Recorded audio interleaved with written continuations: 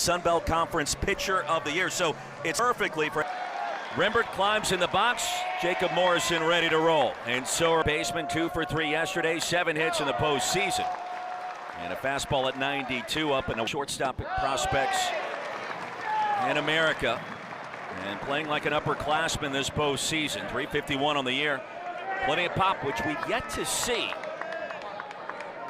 in the first 4 games here at Plainsman since the end of the regular season. Yeah, we've seen the speed, right? He had a leadoff hit, infield hit in the first inning yesterday, where Dooley charged the ball, tried to barehand, didn't know if he needed to barehand, but we saw the speed. But you're right, the power is there.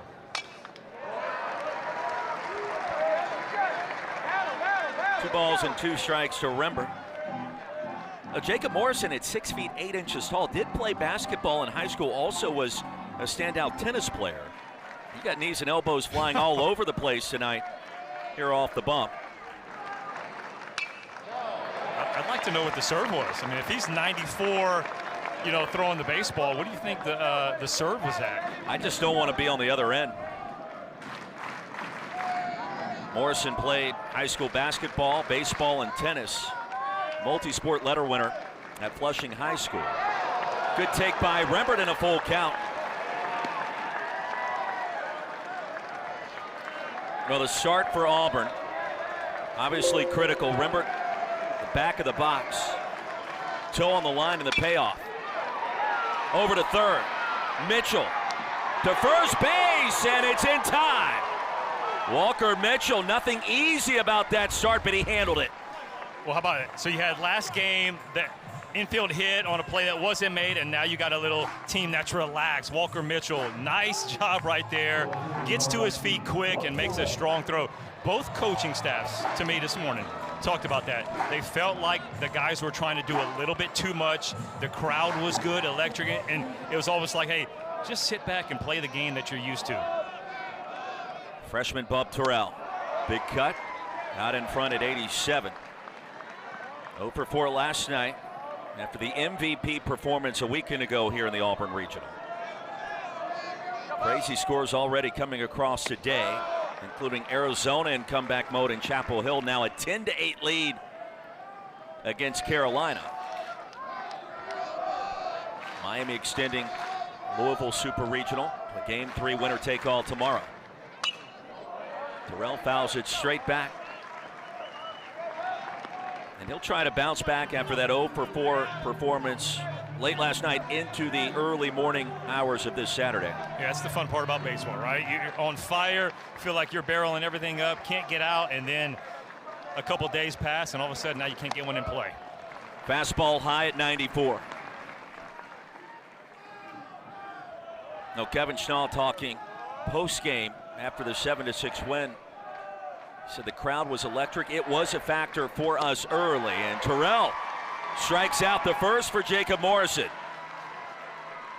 Well, the stuff is filthy to start for the Sun Belt Pitcher of the Year. Yeah, it's a true 5-pitch mix. I mean, he goes 12-6 hook right there. I mean, that's a ball that's about belt high, so a hitter's eyes get big. They think they got the pitch they want to hit, and boy, bottom falls out.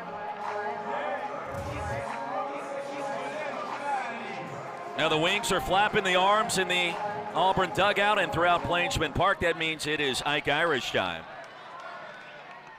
And the first pitch off speed, called strike 1. Well, if he gets that pitch, a little high breaking ball, because it's a big 12-6, so it looks like a ball out of the hand, especially from the 6-8. If Auburn hitters take that pitch, that's a free strike he can get.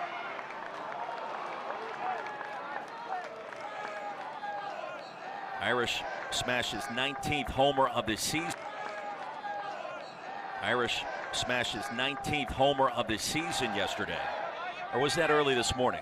It was after midnight, it felt like, but maybe not.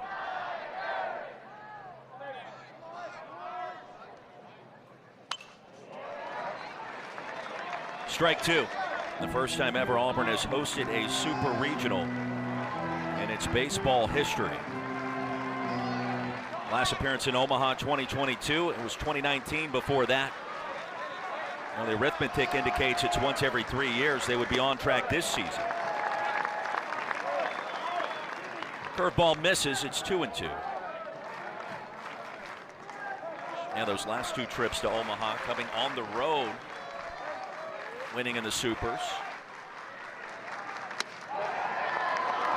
94 and inside and a full count to Irish. Well, power versus power here. Irish projected to be a first-round draft pick next month. Morrison certainly is capable in his career as well of achieving that. And the payoff. Irish had to stay back, and he fouls it away. Now Morrison, he's going to throw you the hook at any point in the count, and he's got full command early. Well, it's not only the hook, too. It's a slider, and it looks the same, but it's just a little bit harder, right? So it's a big breaking slider. He mixes in the cutter. It's a true 5-pitch. We haven't seen the changeup yet, but he's got that in the back pocket as well. 3-2 inside, and Irish draws the walk, and a great take. The starting right fielder for Butch Thompson today.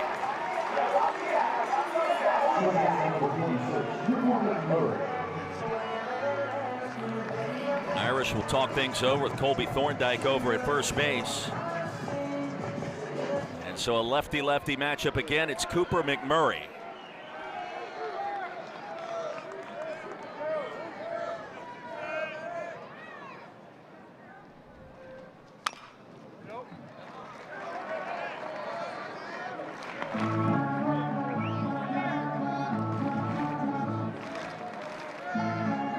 Top of the 8th in Chapel Hill. Wildcats, designated home team with a 2-run advantage.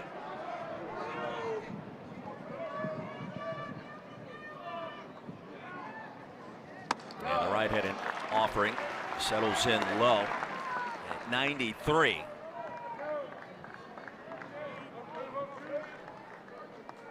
And what a luxury to be able to start the League Player of the Year in the Sun Belt in a game, too, where you've already claimed the first win in this Super Regional on the road. McMurray high in the air and backing out of play.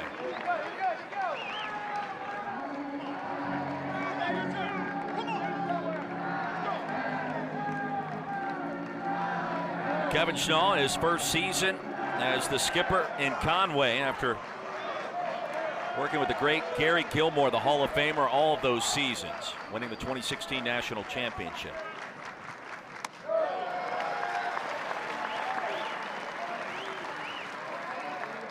Fingerprints of Gilly all over this Coastal program. Talked about it a little bit last night.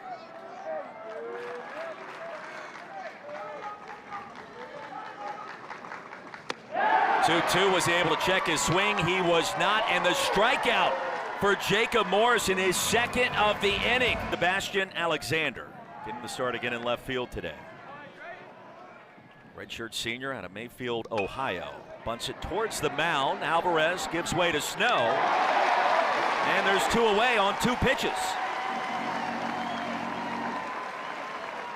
2 pitches, 2 outs, 2 plays. Eric Snow tests him a little bit to the left. Now he come charging in.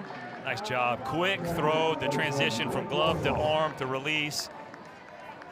I love how Andreas Alvarez attacked the ball, but hey, Snow calls him right off. I was going to ask you, who was in charge there? No, that's the third baseman. He's going that way. You still love the confidence in the pitcher to attack it, but yeah, give away to the third baseman. Have you ever seen a moment twice, like what we saw early this morning with Blake Barthol at second base defensively? That was just to see it happen once, right? You're like a huge play. Then all of a sudden, it's mirror image in the same exact thing, full extension, and Auburn's base runner again goes off the bag. Talked with Gabe Gross this morning. He said, like, we just kind of let the game affect us. He said, like, you practice this all year. Just do what you got to do. Don't try to make anything special. But boy, he was special in that play. To second, ironically, Chris Rimbert is there. 3 up, 3 down in 5 pitches, scoreless through 1 in Auburn. There's 1 away. Both offenses are ready to swing the bat. You know, something that Auburn did a nice job. The 2-out walk by Ike Irish made Jacob Morrison work a little bit more. 24 pitches in the first inning. Obviously, he still puts up a 0, but he gets the pitch count up a little bit in the first. And we just mentioned Alvarez, 5 pitches, 3 outs, and then all of a sudden, still 1 pitch, 1 out. Off speed at 85. out of the zone for ball 1 to Eric Snow. A couple of slick plays at third base already in this game. 1-1, former AAC Defensive Player of the Year at South Florida. Hitting .307 with 8 home runs, 1 last night.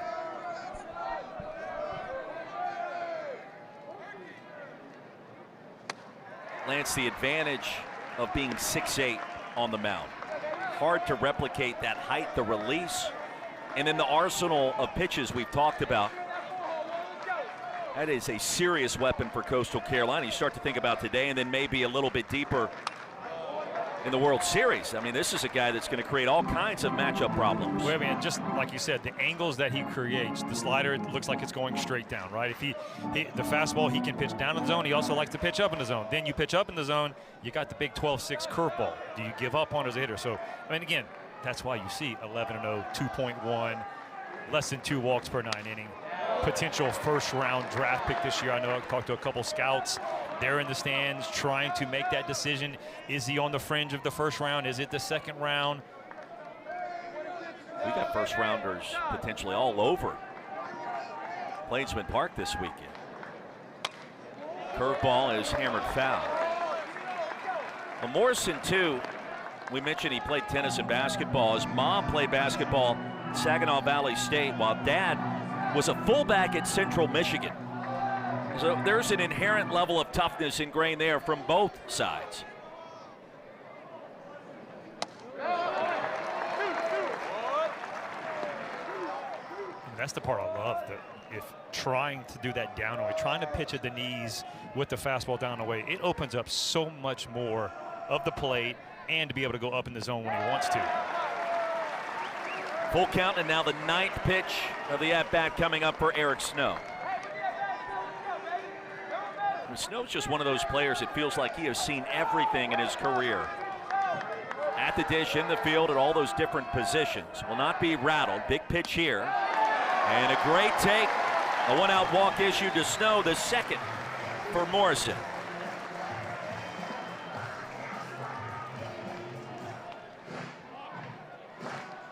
Bristol Carter again will get the start in center field. He'll climb in the batter's box near the back. The runner at first in center field. He'll climb in the batter's box near the back. The runner at first. Auburn's offense has done an outstanding job this year. It's 285 walks coming into this game, right? So able to lay off the tough pitches is going to be a huge thing for the Auburn lineup.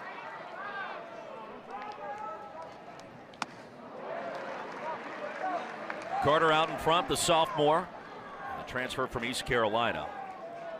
You know, the tough thing about when you have a pitcher that's up there that you know is a strike thrower, it makes you as a hitter want to be a little bit more aggressive, and then you see what you see right there, a ball out of the zone that a hitter uncharacteristically chases. Carter towards right. Pato was there for out number 2.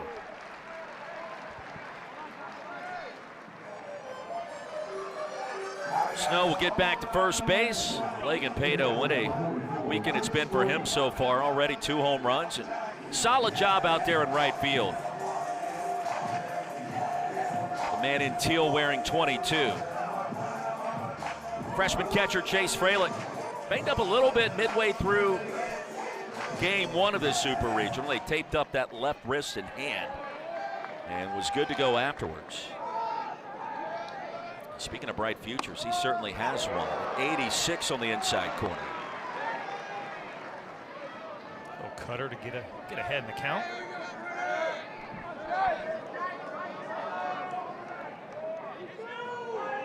Good speed for Snow. He does have 4 stolen bases this season. Scoreless game, the top of the 2nd. 0-2. Well, yesterday, with Flukie, with Kotak, with Lynch, they showed that they were going to try to throw the ball in to all of Auburn's left-handed hitters. And that's exactly what we've seen so far with back-to-back cutters into Fralick. Already 2 strikeouts for Morrison. Fralick gives this one a ride. Down the right field line, all the way towards that corner. Pato had to race to get there. Here comes the relay throw. It won't be made. It's 1-0 Auburn. Eric Snow scores from first base on a single to right field. 6-hole again for head coach Butch Thompson. Senior from Ocala.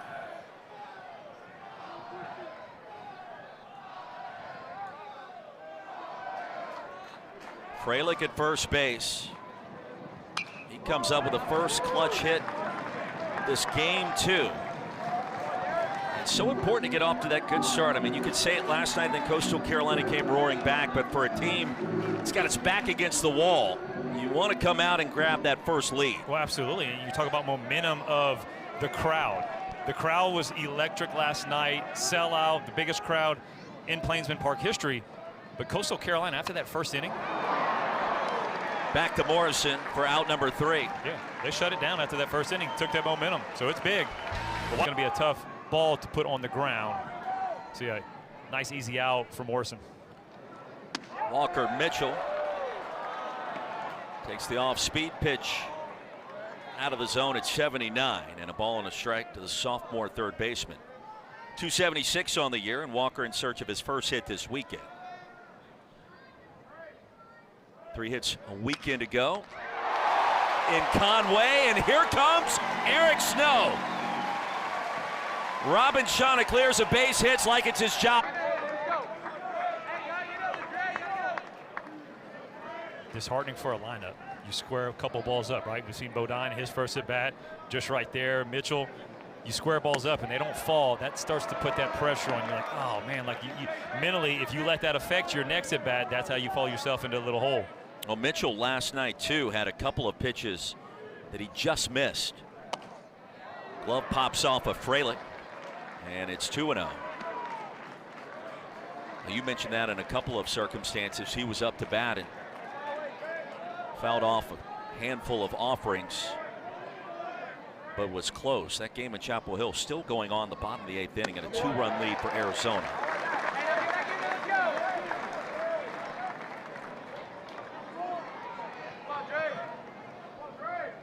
Now Thorndike named the most outstanding player of the Conway Regional last weekend.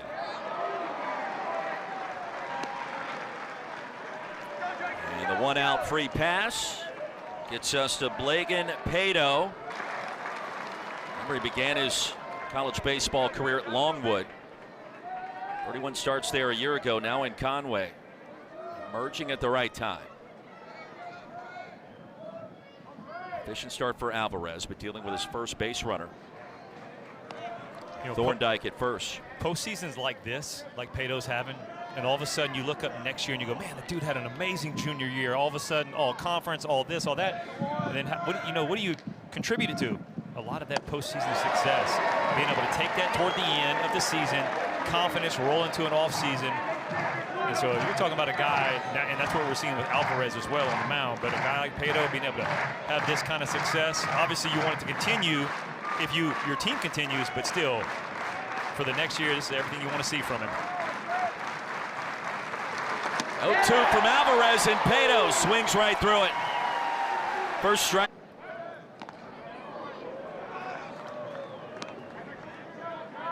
Talk about why you like to see guys with fastballs pitched late in the season. You're talking about guys who are now 200 plus at bats, right? They've been to the plate. The arms are tired. They're getting there. It's getting hot. Bats are a little bit slower. The bat speed's not there, so you get a guy with a good fastball, tough to catch up with. Top of the 9th inning now at the Bosch in Chapel Hill. Arizona still leading UNC 10-8. Wildcats the designated home team, so the Tar Heels with 3 outs to work with there. And if that score holds up, winner take all game 3 tomorrow, just as we have already seen between Miami and Louisville. Game that ended shortly before we came on the air. 9-6 the U came back against the Cardinals. Alvarez dealing to start 1-2. I mentioned the true 4 pitch. That's the changeup. It's back-to-back changeups. Found the release point after the 1 down, so got back in the strike zone. He will show you all 4.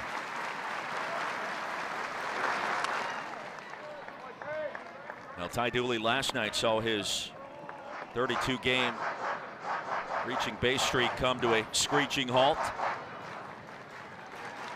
Love to start a new streak today.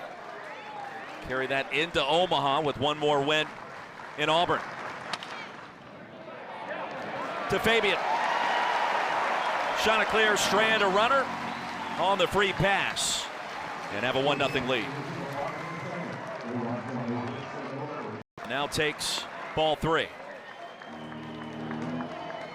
Well, Duke trailed early against Murray State in Durham. Jack McCombs Field, and now is roared back. Grab a 7-2 advantage. Over to Dooley at shortstop. Rembert hustling, but Dooley delivers in time for out number 1.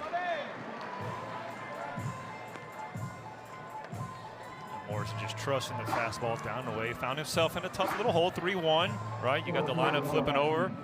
Second at bat, these guys getting an opportunity to see Morrison, but something about the old fastball down and away that always plays.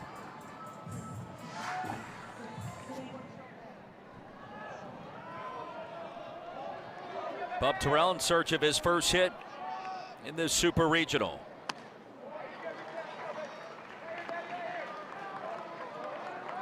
There's frustration right there. You can see the head's pulling a little bit. He spins out of the box. It's been a great tournament overall. 8 for 16, but 0 for his last 5 after 8 for 11 last weekend, and was named the MVP.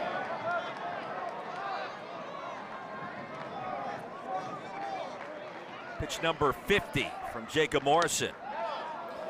But isn't that like baseball?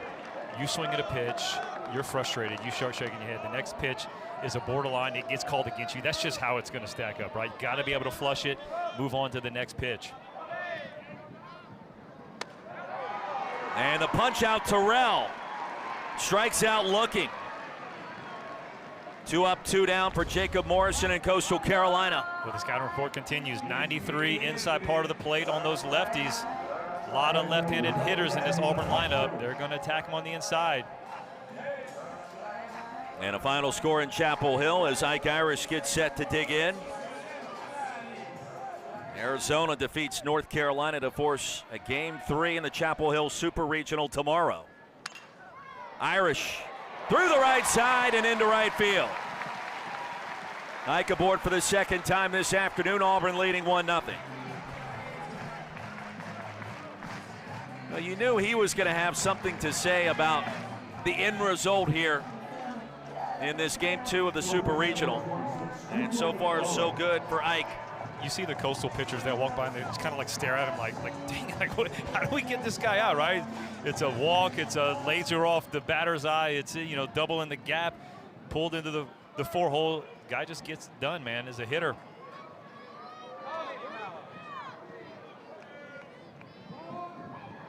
Redshirt senior from Tulsa, Cooper McMurray.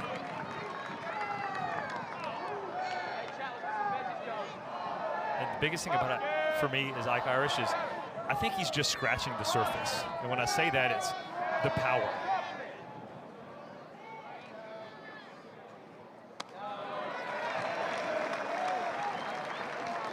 And we welcome those that just watched Arizona take care of business against North Carolina to force a winner-take-all Game 3. Super Regionals tomorrow in Chapel Hill. Here in Auburn, Alabama, Lance Cormier, Roy Philpott, Chanticleers of Coastal Carolina, 1 win away from also punching their ticket to Omaha, Nebraska.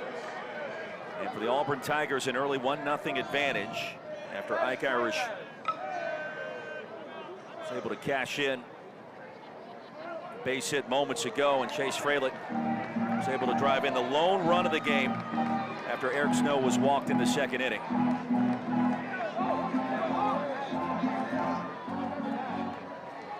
Well, how about the freshman coming up big, right? Fralick, the freshman. It's going to come down to if Auburn's going to continue to find a way to play tomorrow. You got a freshman on the mound, 3 freshmen in the lineup. That's basically been what they've had this year.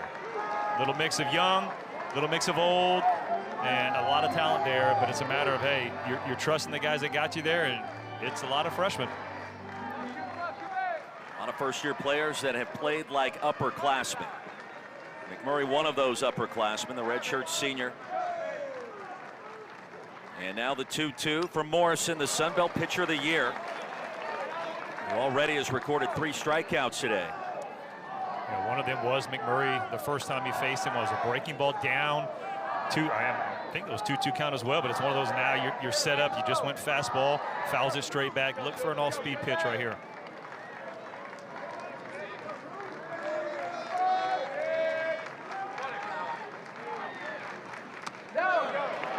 Upstairs in a full count, and Irish will get a head start from first base. Went off speed, went the changeup though. I like the breaking ball because it's been really good, and you saw the way McMurray chased it last time. Pitch number 59 for Morrison. And a called strike three, his fourth punch out of the game to retire the side. Bottom of the third inning coming up. Auburn still leading Coastal Carolina 1-0. It's like 94 with that humidity. And I mean, it is toasty on the Plains. Wind shifting towards left field in the War Eagle wall here at Plainsman. Strike two to Barango.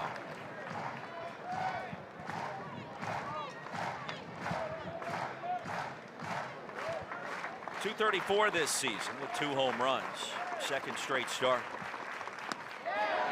Outside from Alvarez. What have you seen from Andreas Alvarez so far?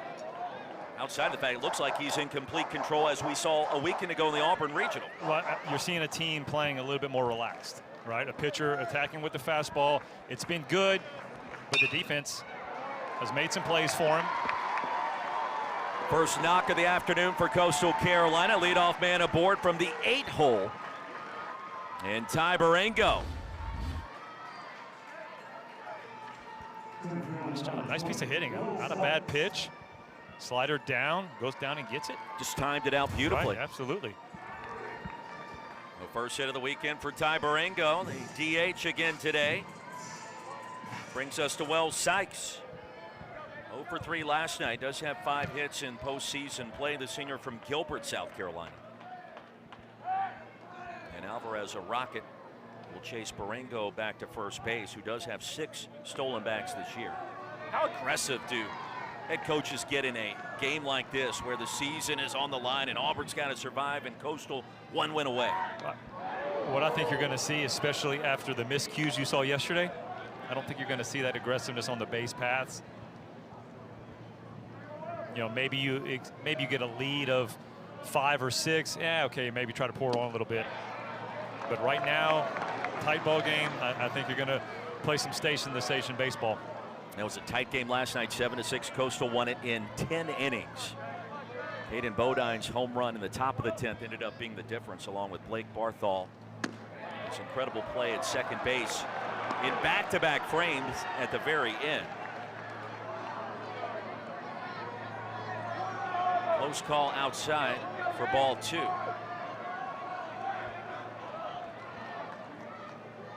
Barango increases his lead, and that'll prompt a toss over from Alvarez.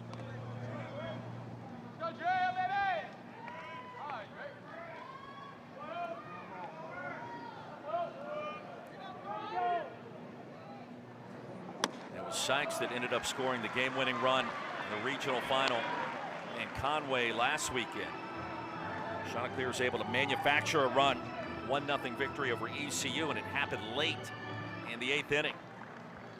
Single, stole second, moved to third on a flyout before Alexander drove him home on a sac fly. Alvarez battling back here as best as he can. Hey, big AB right here with Bodine lingering on deck. Don't want to walk the 9-hole to face the hottest hitter in the Chanticleer's lineup. And arguably the top catcher in America. Kevin Schnall confirming that to us in the postgame. Shot to Irish, who's there. Very loud first out. Caden Bodine. Just, you could see Wells Sykes' head just drop after he squared that ball up to Ike Irish. That's 3 lineouts already for Coastal.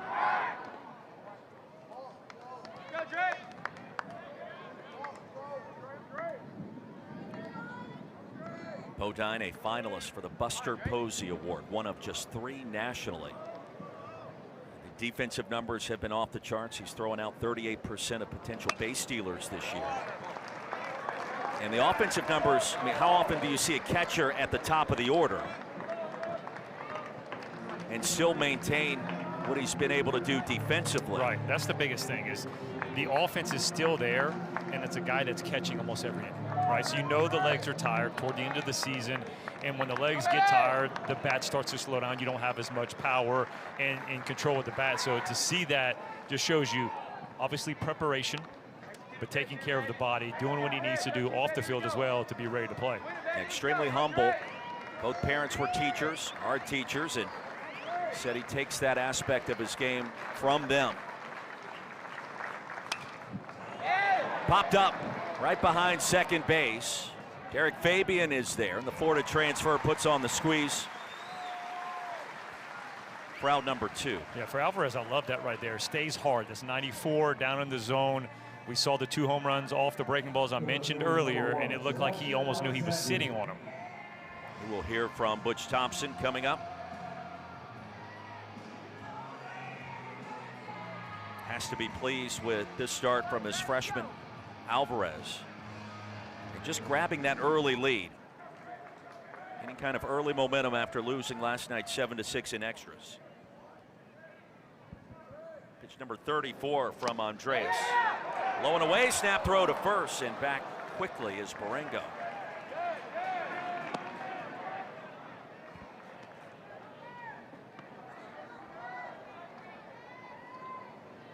Two outstanding coaches building their programs the right way. Kevin Schnall, Butch Thompson.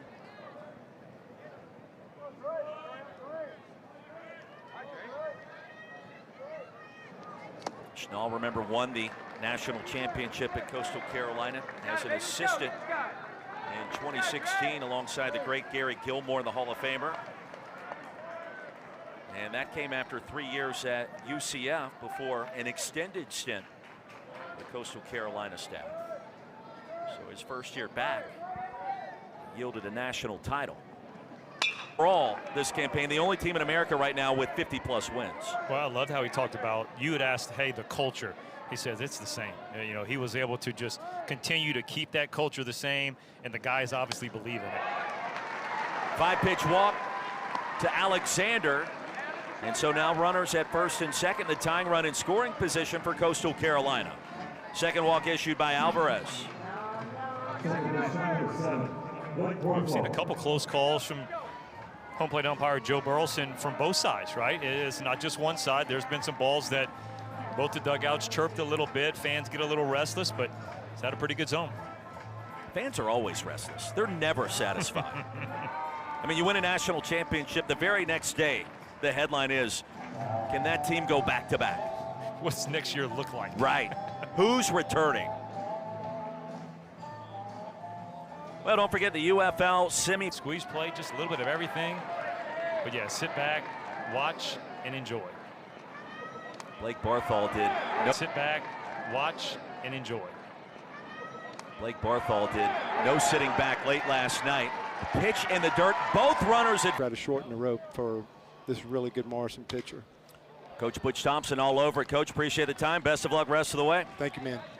Year number 10 as the Auburn skipper. 2 Men's College World Series appearances so far, and he would love to make it 3. 2 more wins this weekend, but you have to win this one today. Otherwise, it's Coastal's time to shine once again. Jacob Morrison remains on the mound. 6 feet 8 inches tall.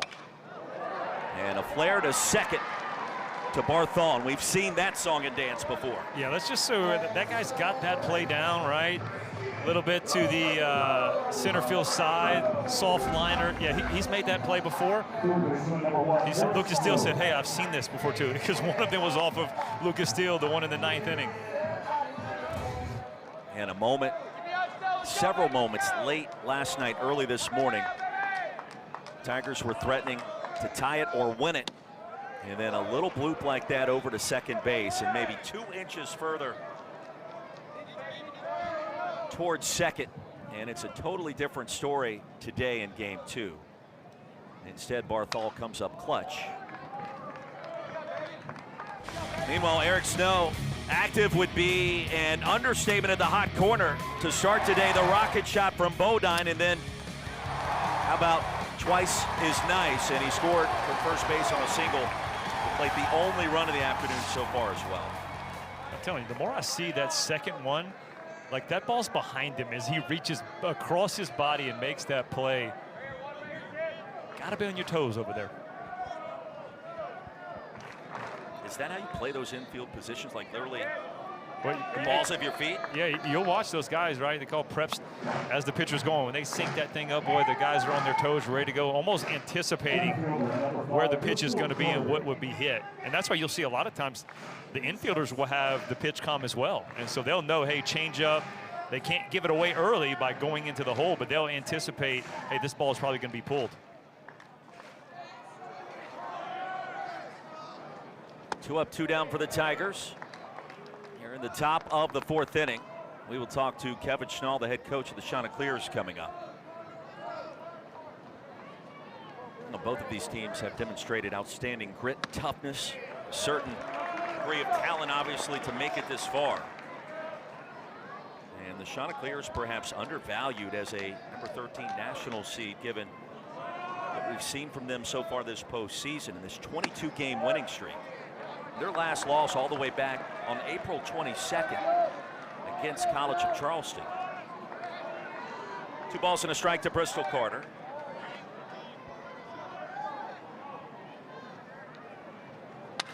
Line right back up the middle for a knock and into center field.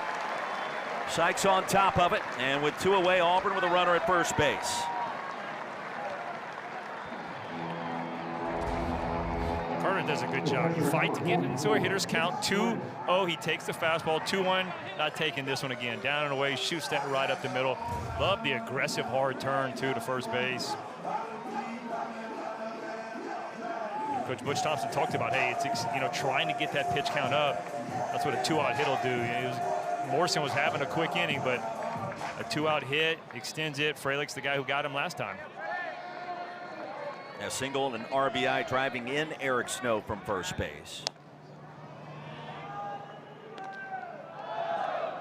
Now the secret sauce for Coastal Carolina this year has been the outstanding pitching staff and a team ERA that ranks number 2 in the country coming into the weekend. Snap throw to first and back just in the nick of time is Carter. They've got power arms, and it goes just beyond the starters with the bullpen. We saw Lynch last night, the outstanding closer, and we've yet to see Riley Eichhoff this weekend. There are the numbers. And for pitching coach Matt Williams, coming over from South Carolina, Mark Kingston was let go a year ago in Columbia. He's been, if you talk to the team, and we have this week, he's been a true difference maker. Well, to me, it starts with strikes. I mean, this team is 65% strikes. Watch out in the dugout. Top 8 in the country when it comes to throwing strikes. So they're attacking the zone, they're staying ahead, they're pitching ahead, getting in. Once they're ahead, they're putting guys away because they have the stuff, right?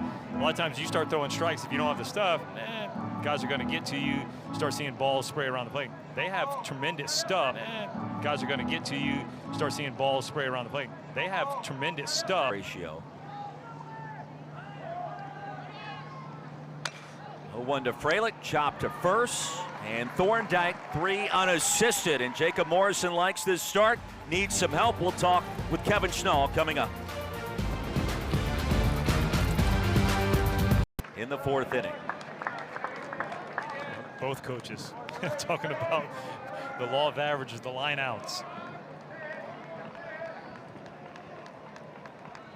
I mean, it's this massive numbers game at times. Remember a movie or 2 about that. 0-2. Alvarez certainly has demonstrated in postseason play. He's ready to compete on the big stage. We could go against NC State, and so far trying to protect this 1-0 advantage. Today, that one sneaks through into center field. And Walker Mitchell has his first hit of the weekend, leadoff man aboard for Coastal Carolina. Back-to-back good at-bats. Watch this ball, leaks over the middle. See, look, it's going away. You see Freilich go back over the middle, and Walker Mitchell back-to-back line drives. This one goes his way. Back-to-back innings, leadoff guy on for Coastal. Mitchell at first base. His dad, Alan Mitchell, played football and baseball at South Carolina Gamecocks. Here's Colby Thorndike. Good crowd made their way over to the Plains from Conway, South Carolina. If you're not familiar with the location of Conway, close to Myrtle Beach. They call it ball at the beach there in the different sports. The Chanticleers playing in the Sun Belts. Interesting dynamic between these two programs and athletic departments. The great Cliff Ellis was a basketball coach here at Auburn, late 90s, early 2000s. Also the basketball coach at Coastal Carolina. One of the few men in America to lead 4 different programs to the NCAA basketball tournament. Cliff watching this weekend with great interest to see who emerges for 2 of the basketball programs, at least, that he coached for.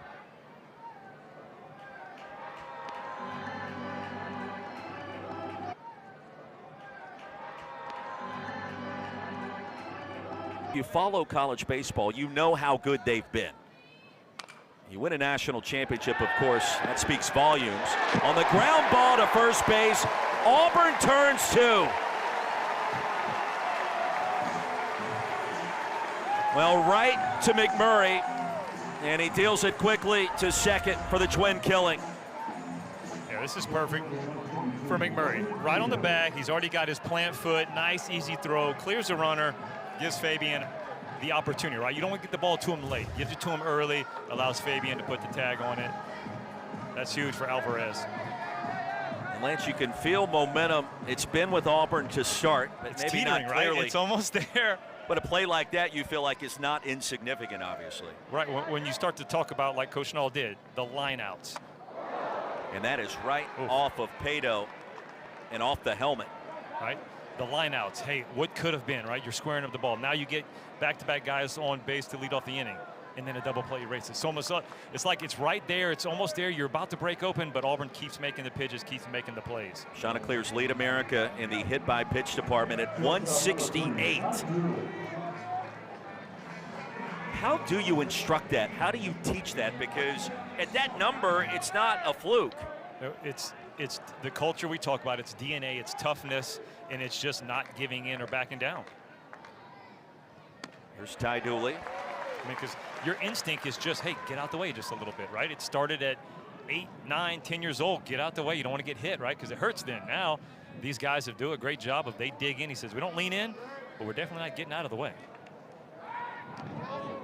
I mean, another thing that the coaches will stress. Had it last weekend, a guy named Dominic Listy for Clemson. Coach Eric Backett said, he told him, I'm obsessed with getting on first base. Same words came out of Coach Nall's mouth. Team is just obsessed with getting on first base, whether it's a walk or hit by pitch. The O word, obsess. Yep. Of course, Clemson lost 2 games to Coastal Carolina this year, one in Conway, the other in Clemson. Crowd will start to make a little noise. Alvarez. The 0-2 on pitch 49. Served into left field in front of Terrell. And now the Chanticleers with a tying run in scoring position. 2 hits in the inning. Yeah, 0-2 pitch. Got to be a little bit more out of the zone. 2 hittable. Again, same type of thing. Felix Gloves going back over to the middle part of the plate, especially when you're 0-2. So many opportunities to expand the zone and use some aggressiveness. LSU starting to pour it on West Virginia down in Baton Rouge, 10-1. Duke leading Murray State 7-4. It's getting late in Durham in the 8th inning.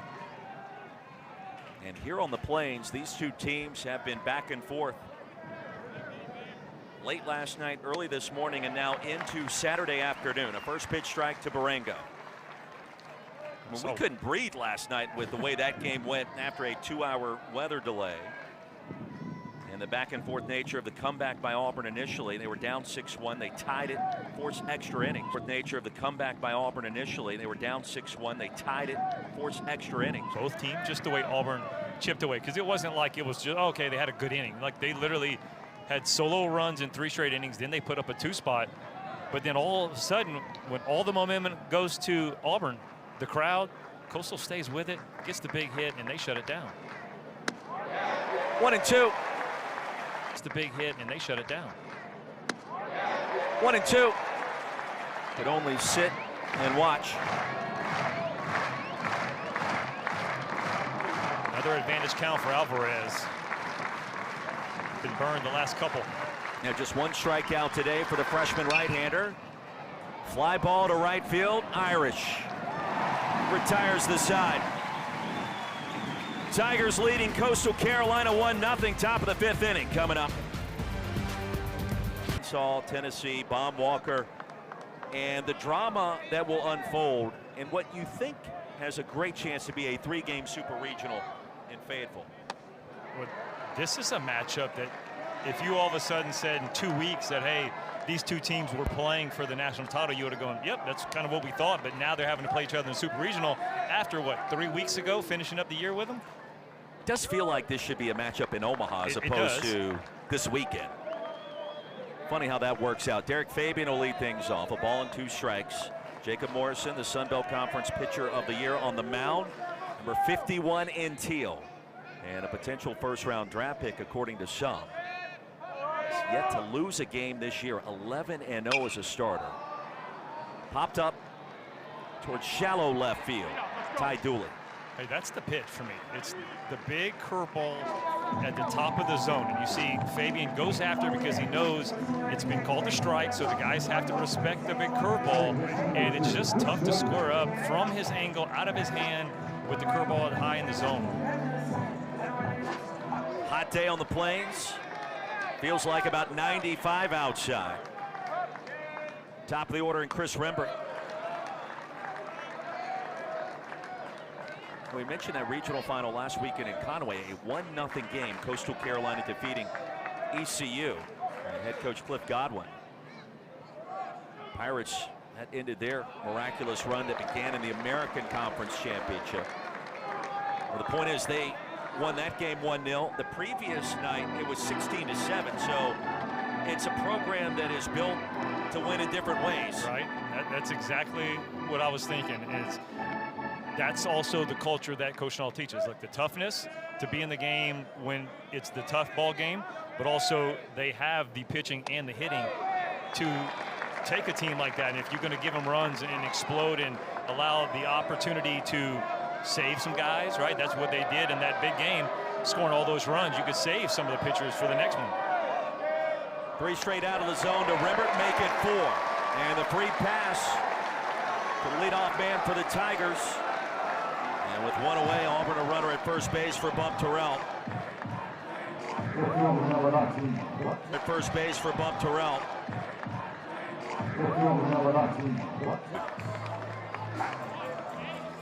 If I'm Bump Terrell right here, it's 2 Ks in a row, right?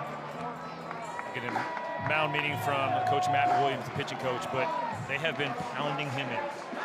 And if I'm a left-handed hitter right now, a couple steps off the plate, turn and burn.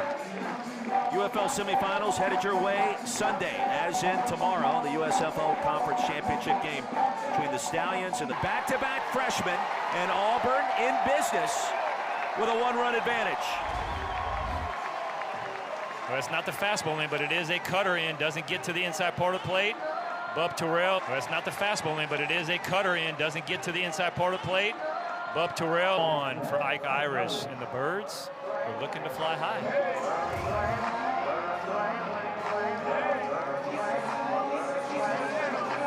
How hot do you think it is in the parking lot? The concrete just soaking up the heat. I'm going to say about $110. Maybe it feels like 120 up there. Folks, stay hydrated. Here's Irish. Popped up. Left side of the infield. Mitchell, an enormous second out.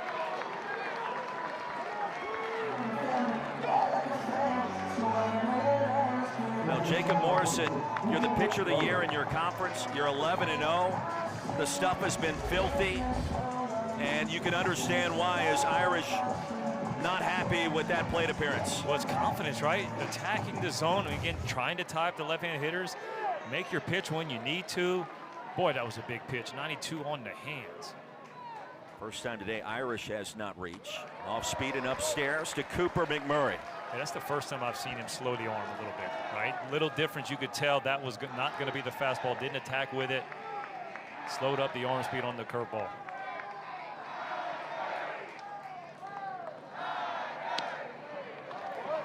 That's how you make an adjustment. Happened fast. Yeah. Move on, next pitch, make the adjustment, and a nasty curveball. Breeze starting to pick up towards left field and the War Eagle wall.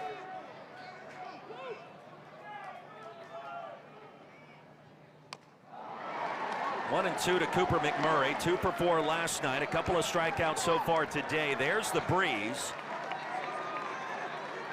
A number of balls that Auburn hit towards the track yesterday.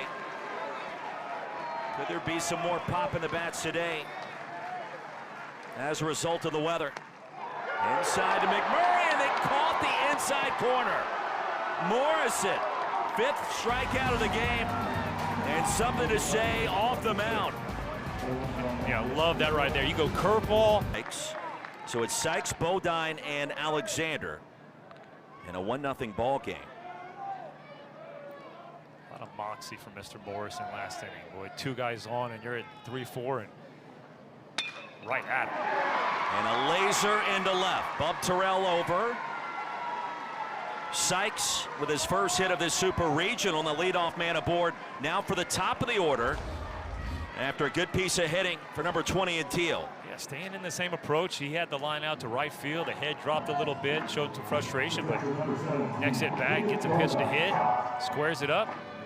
Another leadoff runner. 3rd straight inning that's occurred for the Chanticleers. And 3 consecutive singles. And now it's back to 3 consecutive singles. And now it's back to the Buster Posey Award.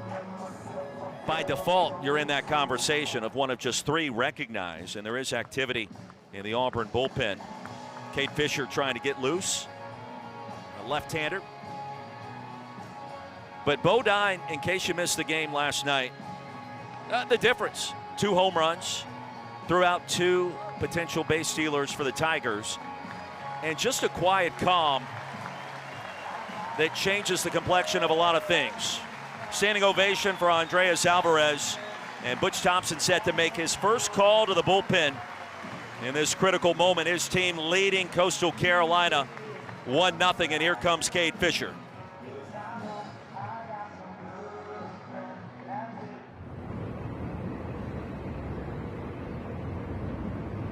The first pitch through the right side for a knock. First 2 aboard for Coastal Carolina. And the first hit of this ball game for Cade and Bodine. Watch how pretty this swing is. Just a fastball over the plate, not trying to do too much, knows that the infield's pinched up the middle, and man, that's just a 4-hole special right there. Just handing the baton to the next guy. 2 guys on, nobody out. Coastal Carolina's got something brewing. Trailing 1-0, tying run in scoring position for Sebastian Alexander. Grounded out in the first, walked his second time up. Right back to the mound, and Fisher, not in time.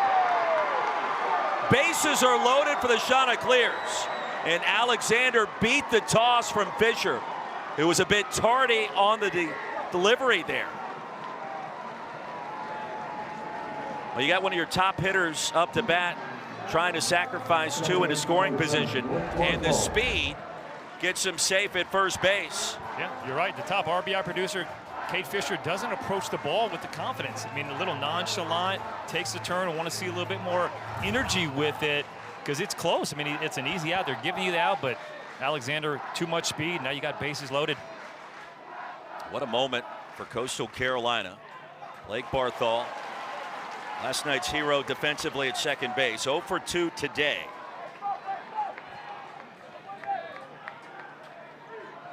Tying run 90 feet away in the form of Wells Sykes. Barthol, the only player on this Coastal Carolina roster to start every game this year. Mr. Consistency, in more ways than one.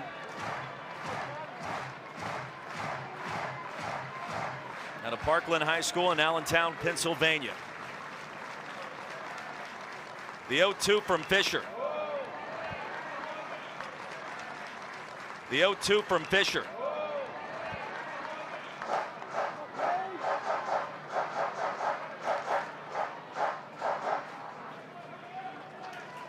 334 this year with runners in scoring position. A knock here would be enormous.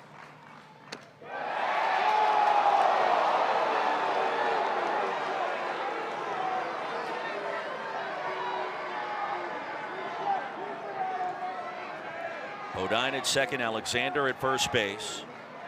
Wells Sykes at third.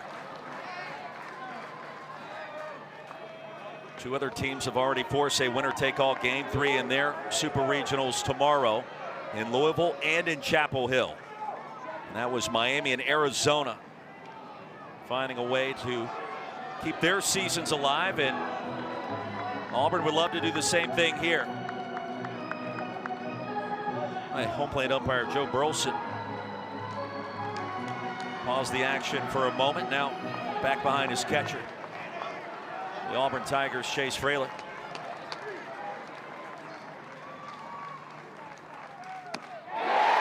Swing and a miss. Barthol retired. First strikeout for Fisher. Only the second strikeout for Auburn pitching, but this one was huge. Bases loaded, nobody out. The fastball down and away. 88 still by you. Auburn infield back at double play depth, and now by you. Auburn infield back at double play depth, and now sophomore from Lexington, South Carolina.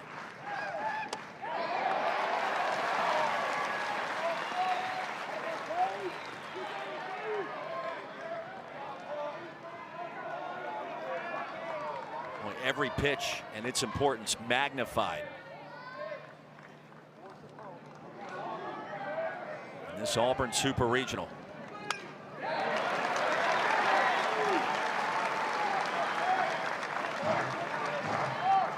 toughness, the grit of Coastal Carolina has been tested multiple times.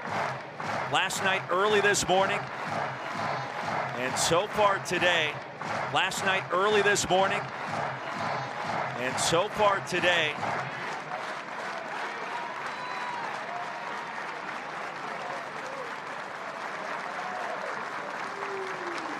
The 0-2 to Mitchell. Spun him away at 89 for ball one. Good pitch right there, though. You got 0-2. Fralick wants the ball up. Fisher throws it right where he wants to. A lot of times guys will either go too high, too in.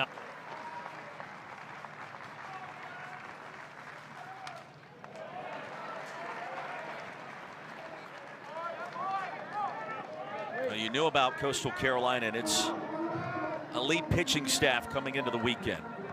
Jacob Morrison, Riley Eichhoff, who we've yet to see. The bullpen with Lynch.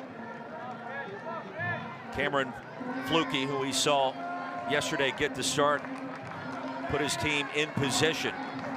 Fluke down in the dugout, taking in the action here in Game 2. You wondered, could Auburn hold up in that department, along with its advantage on offense? Mitchell stays alive. Alvarez gives Auburn a chance today. And now it's Cade Fisher and his time after what we saw from Carson Myers yesterday. And the start by Sam Dutton.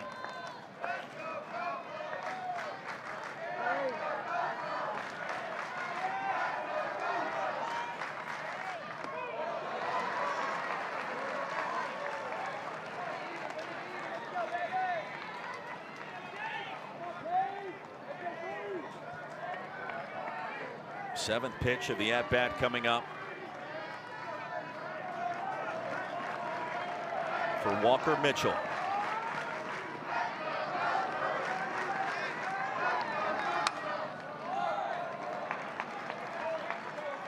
And a great battle brewing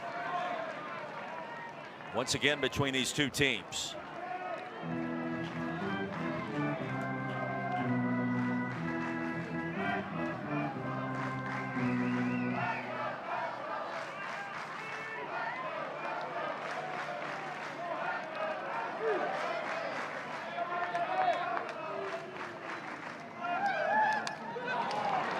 Fouls it straight back.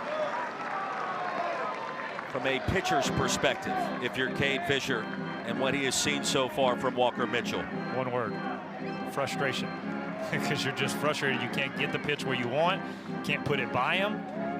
So you got to give a lot of credit, right, to Walker Mitchell being able to just continue to just spoil good pitch after good pitch. Bases are loaded. Sorry about that, Roy. You can't let the frustration affect you, though, and that's the tough part. Right. Hard to do. That's where coaches will teach, right? Next pitch, continue to battle. Don't give in, because he's still sitting at a position with 2-2, right? He still has a pitch to work with. At a position with 2-2, right? He still has a pitch to work with.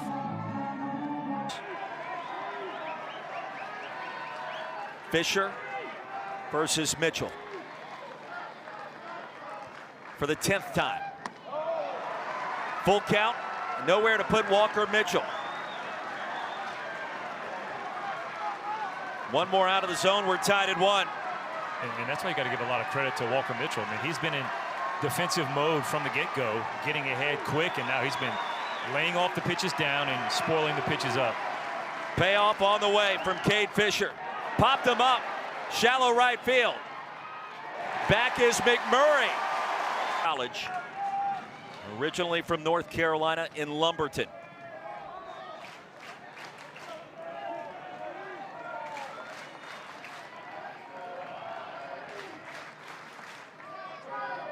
This crowd on the edge of its collective seat. Well, the at bat before, Coastal's fans had the chant going.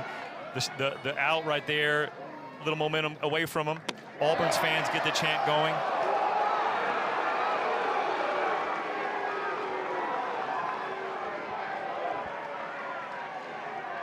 Ball 1 to Thorne. Ball 1 to Thorne.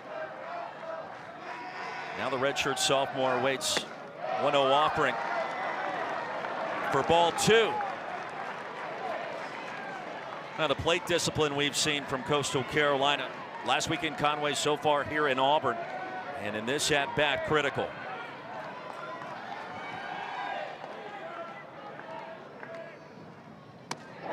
Out in front at 77. Strike 1. Well, how about the confidence? 2-0. Break off a good curveball. 77 in the zone as well. Money time for Cade Fisher. And now a strike away from escaping this massive jam.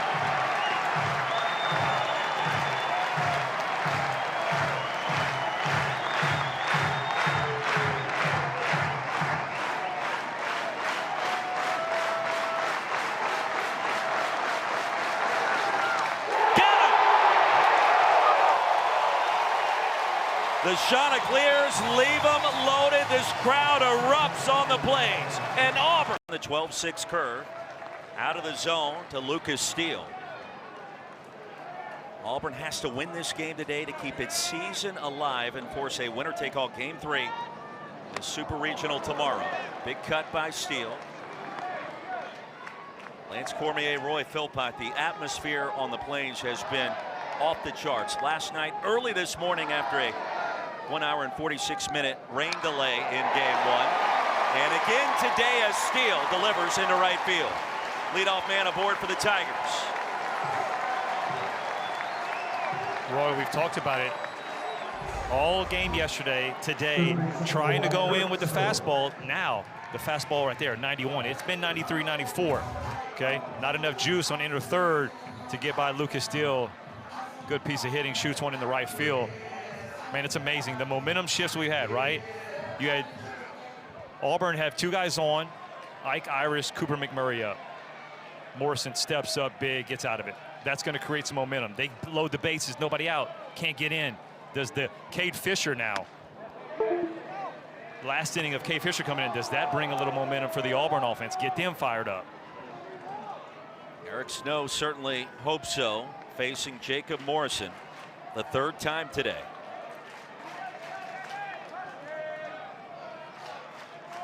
Slick fielding third baseman. We'll see Morrison toss it over to first. He'll chase Lucas Steele back. Steele not a big threat to Steele this season. Easy for me to say. And Snow now 7 for 17 in the tournament.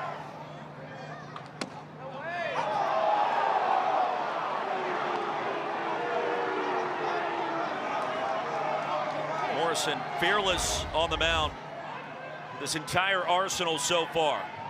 And framed beautifully Yeah, I was about to say, by Bodine. we've mentioned, right, the Buster Posey. Well, there's another part of his game that's very, very good. It's also framing, and you can see him steal a pitch for his pitcher. Snow serves it to second base, charging, flipping over to short. Ball pops out. The base runner that you had enough time, you trust yourself, he makes another good play. Bristol Carter fouls away the first pitch he sees from Morrison. Carter's 1 for 2, a knock in the fourth. What you got on Doug Fister comp for Mr. Jacob Morrison? I mean, certainly you look at the size at 6'8". Serve foul and out of play. Doug Fister, 10 years in the big leagues. I think if you told Jacob Morrison, hey, your comp is Doug Fister, 10 years. That's a win, right? Over 1,400 innings in the show. Yeah, I'll take it. Now the conversation with scouts right now for the Coastal Carolina starter. Now at 95 pitches, 96 off speed, dribbled foul. And this is a guy with major league stuff. The heater, 12-6 curveball that you've talked about. You don't see that a lot these days in college baseball. He's got it. Well, especially in the big leagues too, because the strike zone is a little tighter, right? So it's tough to get that breaking ball, the 12-6 in the strike zone. But if you were able to do that, I love the curveball back to the cutter combination that he's shown today. 0-2 to Carter. The appeal down. First base umpire Jeff Gosney. He held the swing for ball 1. I mean, he's still holding his best velocity. We've seen a 94. I mean, that's 93 on his 97th pitch. So still feeling good, showing the conditioning and just the preparation that he's had all year for this big moment. And the MVP of his high school tennis team, Jacob Morrison in Flushing. Carter stays alive. It's for your all-conference selection in tennis, in addition to what he's been able to do in baseball out of Flushing, Michigan.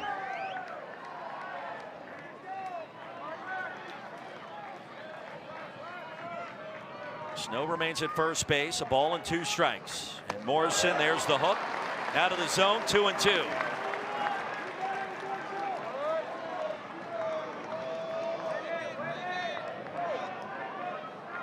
Morrison with a word to himself as he gets set for pitch number 100. His season high is .04. Breaking ball to center field, charging, sliding, unable to make the grab is Wells Sykes. And Auburn back in business.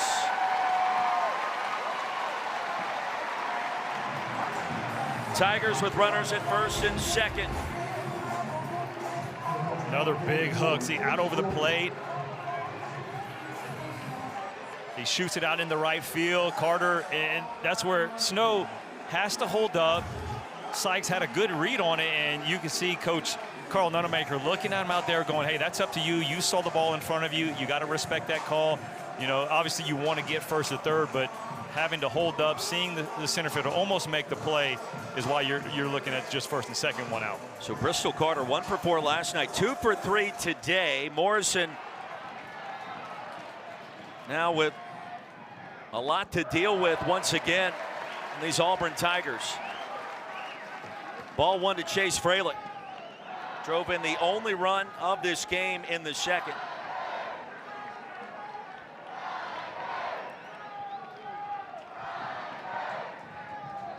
That brought home Eric Snow all the way from first base, and Snow now in scoring position. Fralick was aiming for that right field rooftop, the temporary seating. It's been installed this weekend for this Super Regional. You can just see how the cutter right there at 85 keeps those left-handed hands in, like they just, those big left-handed hitters, they want to get those arms extended, and he is not letting them.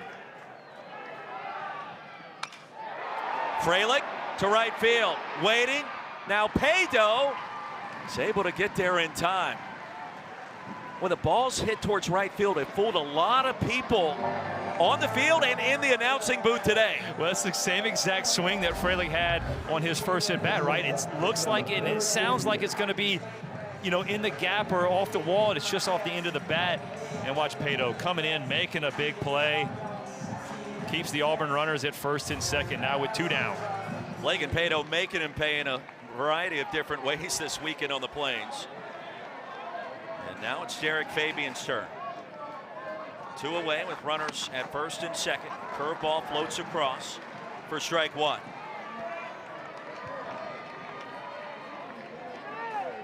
So Morrison now a season high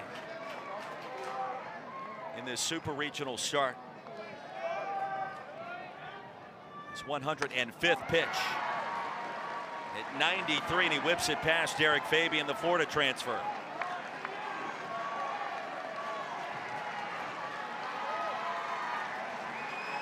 Boy, how many moments have we had like this already today for both teams?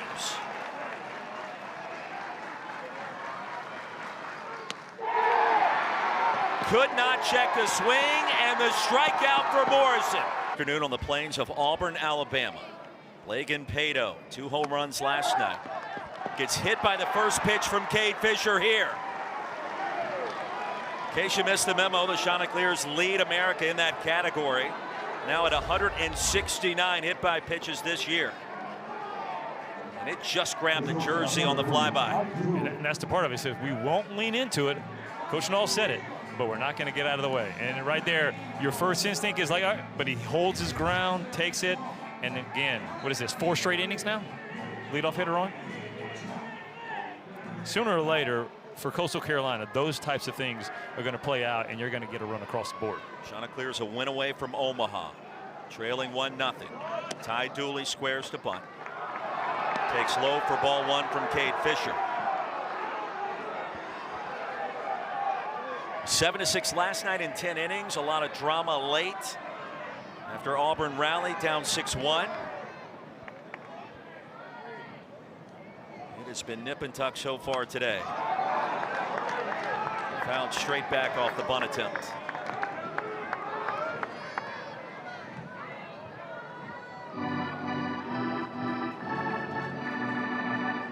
Now Ty Dooley, senior from the Palmetto State, 10 sacrifice hits this season.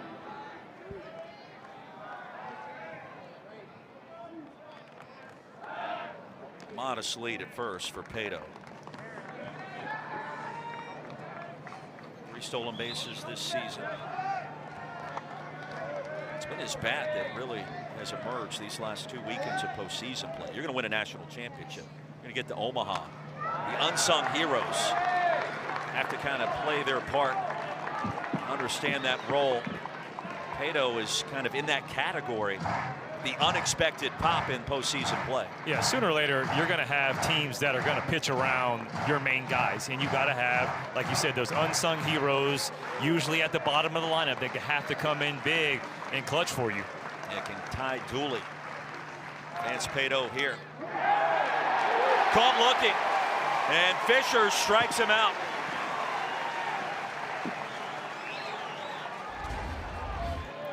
Cade Fisher continues to pound the strike zone. Fastballs, a couple fouled off on the bunt, and he breaks off the slider right there. And that's tough when you're thinking 2 strikes, you're trying to bunt, you see that nasty slider, knowing even if you attempt it, it's probably going to be a bunt, probably going foul again. Tense moments on the plains. A 1-0 lead for the home team. Technically is the visiting team today, hitting first. And Fisher will chase Pato back to first base. You having fun? This is, you talk about tense. This has been everything you want about postseason playoff baseball. From pitch number 1, it seems like every pitch has mattered, right? Fun would be an understatement. It's been terse, it's been chippy but respectful. Right. And these 2 teams have just gone at each other. No question. And that's all about what that man represents, Kevin Schnall. It's a brand, it's a culture, originally constructed by the Hall of Famer Gary Gilmore, who retired after last season. And there is no back down in his DNA on anything. And you talk to both these coaches, a lot of mutual respect from both programs, but they knew that it was going to be a battle, and they didn't expect anything different. Ty Barango spins away. 1 for 2 today for Ty, his second start of this postseason. In the place of Domenico Tazzi, who came in as a pinch hitter late last night. 3 straight out of the zone to Barango, and there's strike 1 from Fisher.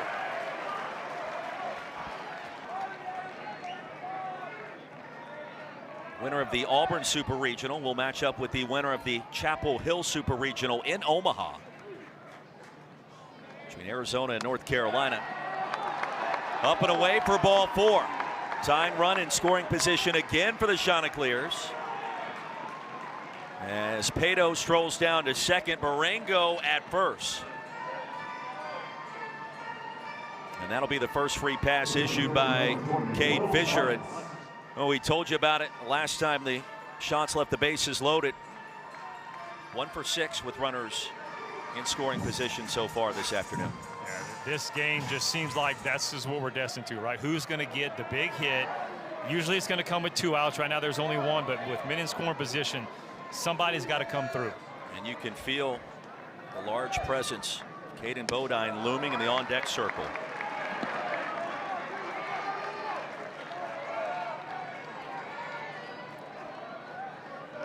Top catcher in America, according to many metrics, and the finalist for the Buster Posey Award.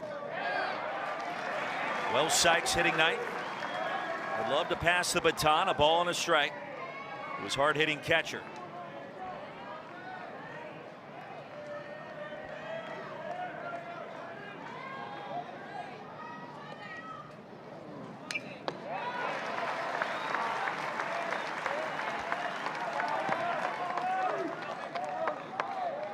It's a record crowd yesterday of over 7,800 fans, tops in Auburn baseball history.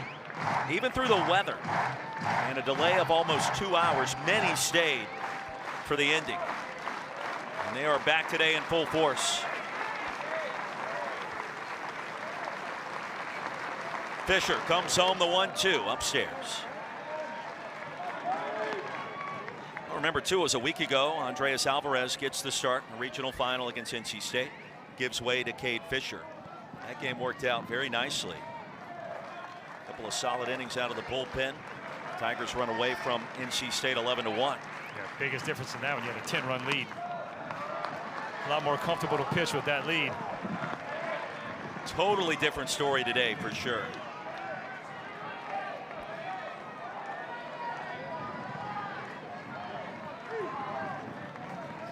Big moment here with Bodine in the on-deck circle. Payoff pitch from Cade Fisher. Cut on and miss, and a big-time strikeout. His fourth.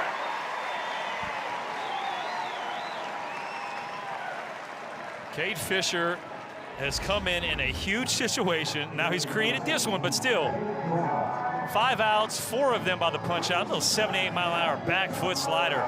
Perfectly placed and executed. Inning not done, though. You mentioned who's coming up.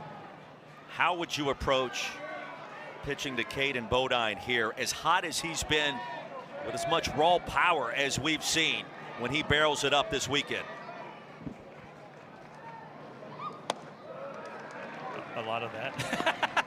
You'll change up away. I mean, it's stuff that you're going to have to mix and match, move the ball up and down. I mean, he sat on all-speed pitches a lot yesterday. Last night had 2 home runs on curveballs. He took a fastball to right field for a hit. So popped him up right side of the infield. McMurray calling for it, and Cooper McMurray. Side is retired, and Cade Fisher out of the bullpen. All business on a Saturday afternoon on the Plains. You understand why, but that probably is a prerequisite to be recruited to Conway. Well, you got to be about 6'8", 6'6", 6'5", or 5'10" shooting guard. Riley Eichhoff, he'll get the job done too. Yeah, you got to be able to distribute if you're not in that 6'5" and up category. Top of the Auburn batting order, Chris Rember. A lot of real estate right up the middle, and a 1st pitch strike from Johnson. Rembert's 0 for 2, has walked hitting now .348. Now, two teams have already forced a winner-take-all Game 3 earlier today. Miami did it to Louisville. The Louisville Super Regional, and North Carolina fell to Arizona in Game 2 in Chapel Hill. And those four teams will get together once again tomorrow. And it's a winner-take-all at that point. Auburn hopes to. There's parity, there's competition, and there's a Game 3 in all these supers around the country. Great thing to see. Bub Terrell.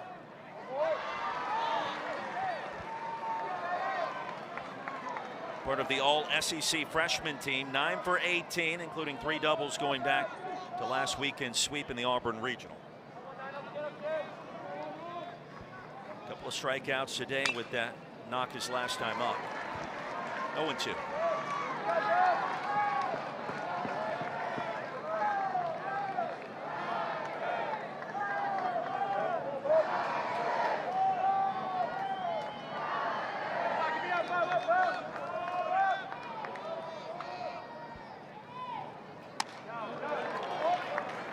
High heat at 93, and Terrell lays off. I mean, it's been like this. You mentioned it casually a few innings ago.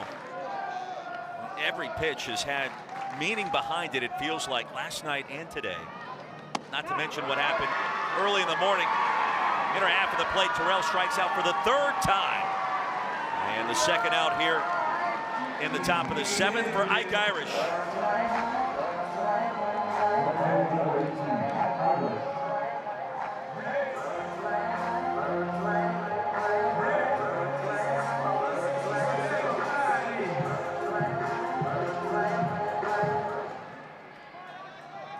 His impact has been minimized so far today, but not in the regular season, not in the postseason.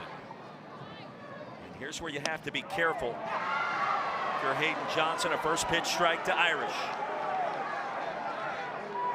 Well, Kylie McDaniel loves his skill set and projected as a first-round draft pick various stages throughout his final season here on the Plains. Lancey's not ready for his Auburn career to come to an end. Motivated after what transpired a season ago. Auburn didn't make the NCAA tournament.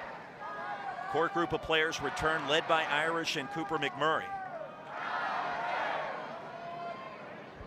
And work to do to advance to Omaha. It starts with a win today. Strike 2. You can just tell by the face, Ike Irish thought that ball was away. A lot of credit to Hayden Johnson, just coming in there and just pumping strikes. He's around the strike zone. Sometimes the umpires will go a ball off the plate with you. Irish slams one down the left field line. The crowd on its feet, but slicing foul. And off the top of the War Eagle wall in foul territory. Be careful. Coach Thompson out of the dugout and wants to talk to home plate umpire Joe Burleson here.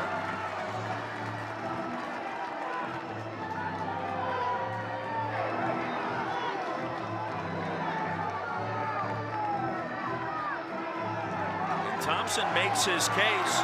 Burleson shakes his head in agreement for a moment. And right back behind Caden Bodine, the Coastal Carolina catcher. I don't know that I've seen an exchange quite like that.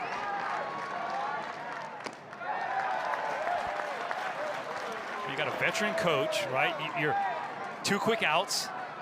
Your best hitter just goes down 1-2 on a play, on a ball that's a little off the plate. Were you thinking? Coach Butch Thompson going out there, stalling a little bit, getting the crowd fired up.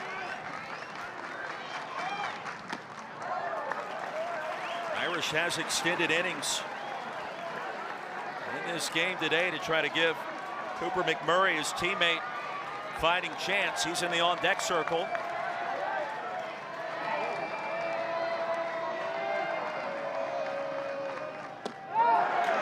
And he'll draw the 2-out walk here.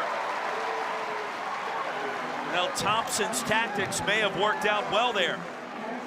Nice alliteration. This is just a big league hitter, right? A guy that's just well above where he needs to be. Great take off the plate. How about the frame by Bodine? Well, that's the part that makes it frustrating for what we do, right? Because every catcher makes these pitches look like they're strikes, and you're going, how is that not a strike? And as a pitcher going, wait up, it looked like a strike.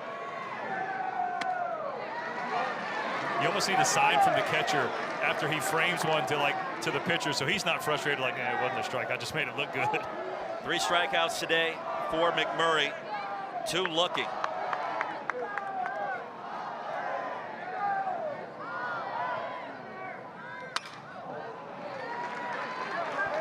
Strike 2. Now McMurray told us 2 days ago, fall ball he was unable to participate because of a wrist injury.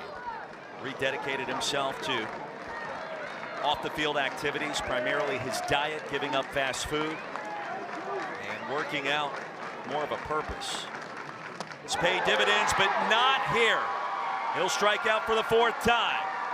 Stretch time on the Plains, and Hayden Johnson dealing out of the Coastal bullpen. Yeah, coming out, pumping strikes right here. Look at that, nasty. Pitches there so far today at 42 and counting. Yeah, he's had to work a little bit more today, but it's a matter of right now you're sticking with the lefty because Coastal Carolina last night 1 for 17 off of left-handers. Today 0 for 6. Alexander will lead it off. 8 hits in postseason play. Make it number 9. Scorched down the left field line, and Alexander digging for second. A stand-up lead-off double for Sebastian Alexander, and the Chanticleers in business. 11th two-bagger of the season. 1 for 23, 2 for 24 right here. A little slider in the zone. Get the hands in, get that ball down the line. Keep it fair, Sebastian Alexander. Now the transfer from Kent State started his collegiate career at Phoenix College. And you go back to that game-winning sac fly in the bottom of the 8th inning against East Carolina a week ago in the regional final in Conway. He has come up clutch and then some. 5 straight innings now the Chanticleers have had the leadoff man aboard. And can they finally break through? Expecting a bunt. Barthol square, sends it foul. You know, for Coastal, it's going to come down to execution. You had an opportunity last inning to bunt.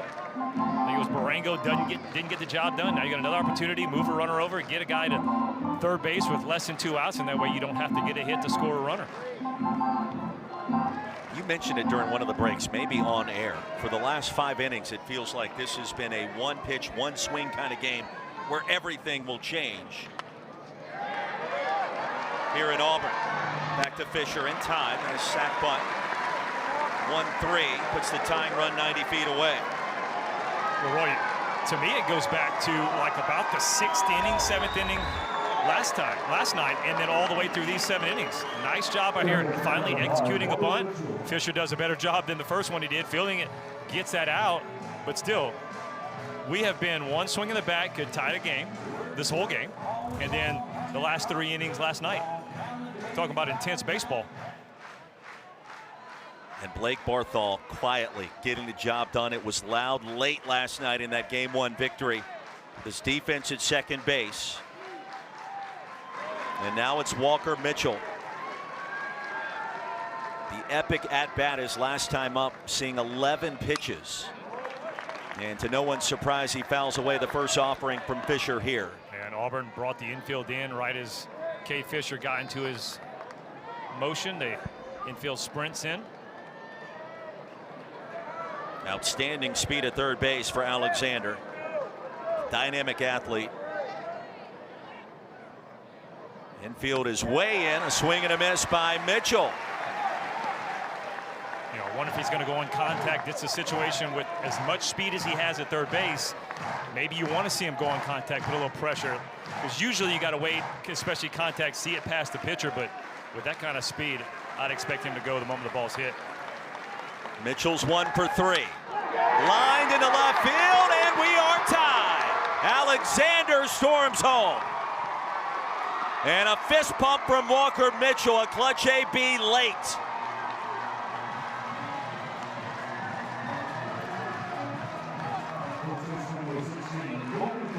Well, Mitchell had that bat, you said, right? The epic at bat, 10 pitch where he fouled off, it seemed like about 6 pitches. Getting a chance to see Cade Fisher's stuff. Puts himself in a hole, but man, look at that. Wants the ball up. It's a fastball that is middle part of the plate. Fralick wanted it up, doesn't get there. Mitchell makes him pay, and we got a tie ball game. It's been 1-0 Auburn since the second inning. And Walker Mitchell, now the unsung hero, when you talk to Kevin Schnall, when you talk to Caden Bodine, and you ask about some of the secret sauce with this culture-rich program over in Conway, and Walker Mitchell was really one of the first names we heard about for players that battled through injuries, that improved over the course of this season and have been a true difference maker. This impactful run of 22 consecutive wins. Thorndike to left, Bub Terrell surveys and records the out, 2 away. You know you have a special season going when your cleanup hitter is the one that's undervalued, right? I mean, he's the guy not getting the love. Oh, by the way, you're still hitting cleaner. Lagan Pato gets set to climb back in. What just felt like Coastal knocking on the door, knocking on the door. Could they find a way to break through? And you got the sense, we've talked about it on and off the last hour or so, that one run probably was not going to be enough to hold off the shots. I don't know what's going to happen, but I know one thing. Jacob Morrison is not going to take the loss. That 11-0 record is going to stay sparkling. He is pacing around in that Coastal dugout. Into left field, Terrell over to retrieve it. Advancing to second is Mitchell. And the go-ahead run now in scoring position. Third hit of the inning for Coastal Carolina.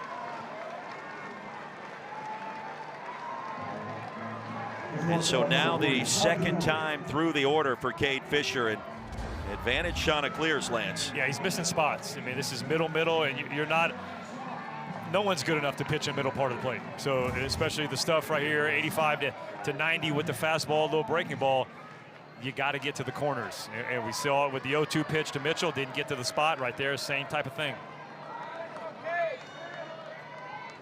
Bottom of the 7th, tied at 1. Breaking ball low and away. You'll see that with pitchers. You know, hey, I'm in the middle now. I think I need to be a little bit more perfect. And you see a wasted pitch like that, trying to get the ball out. And sensing that, here comes pitching coach Everett Tiefert out of the Auburn dugout. Well, the NCAA Super Regional coverage continues this weekend across ESPN, ESPN2, ESPNU, ESPN Plus. For more information, visit NCAA.com, the home for all 90 NCAA championships. Tigers need a win to force Game 3 tomorrow. Coastal Carolina now has tied it up. And with one more victory by the Chanticleers, it will be the first team that will punch their ticket to Omaha in 2025.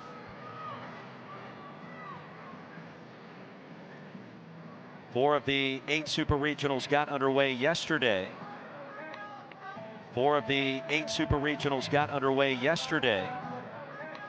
Chapel Hill. And both of those Supers headed for winner-take-all Game 3 tomorrow. Ty Dooley on top of it, fouls it straight back. I like that approach, Ty Dooley. After a pitcher's mound meeting with the coach, you know he's going to try to get back in the zone. Love the aggressive swing by Dooley. Transfer from Radford. Last 3 years have been in Conway. High school ball in Blythewood. Down the left field line, Terrell hoping it stays foul territory and shallow enough for him to retrieve it. It does not. It's 1-2.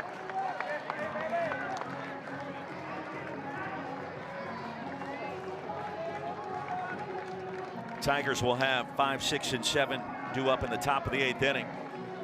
And Cade Fisher would love to get him there Still tied at 1. It's going to come down to execution. The first 2 innings was a master at it. Put himself in a jam, pitched out of one jam, put himself in one, still pitched out of it. This inning hasn't been executing like he did in the first 2. Fisher with 4 strikeouts. Hasn't been executing like he did in the first 2. Fisher with 4 strikeouts to Dooley. Well, think about what's to come later tonight, too. Tennessee and Arkansas at Bob Walker. UCLA and UTSA out west. Dribbled right back towards the mound. Fisher there to retrieve it. Over to first, and the ball gets away. Coming home is Mitchell. Coastal Carolina has its first lead of the day.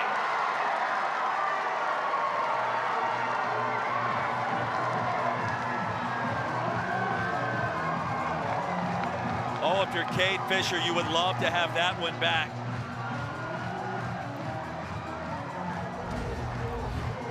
Does a great job of executing the pitch. You see a little swinging bunt. Boy, you can't toss the ball out there better. The lefty throws it across the body. You see McMurray having to go over there. The runner coming at him, little gator arm. And all of a sudden, you got the merry-go-round. Coastal Carolina takes the lead.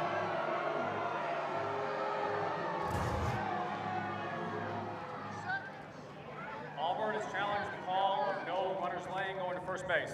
Plays under review.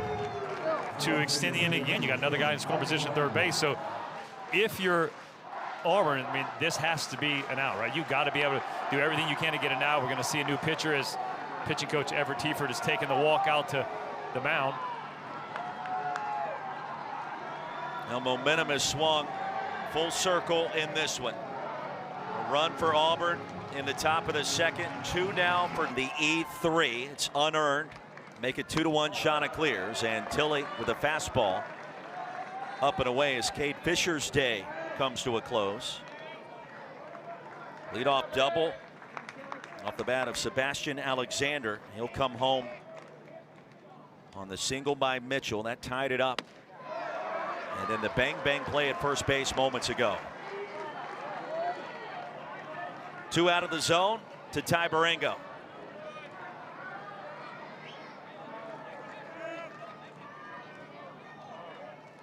Second straight start for Ty. 3 straight out of the zone from Cam Tilley. Pato's at third.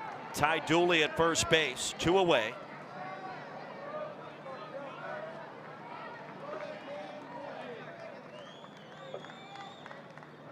Runner goes from first. The throw gets to the backstop. It ricochets to Fralick quickly. And now the Chanticleers with 2 in scoring position. Oh, that could have gone really bad. Runner takes off. Errant throw, but watch, right off the net. Seen a lot of balls have bounced off the net, how tight that net is, and it go basically into fair play, but that fastball hits perfectly and bounces right back to Fralick out of another run. Barango walks, the bases are loaded.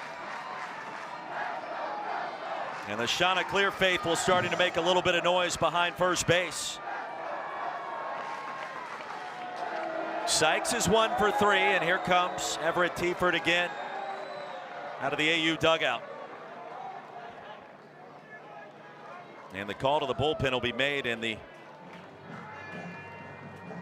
appearance for Cam Tilley will be extremely short in nature.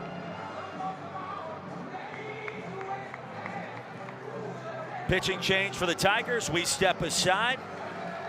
Coastal Carolina, 1-run lead.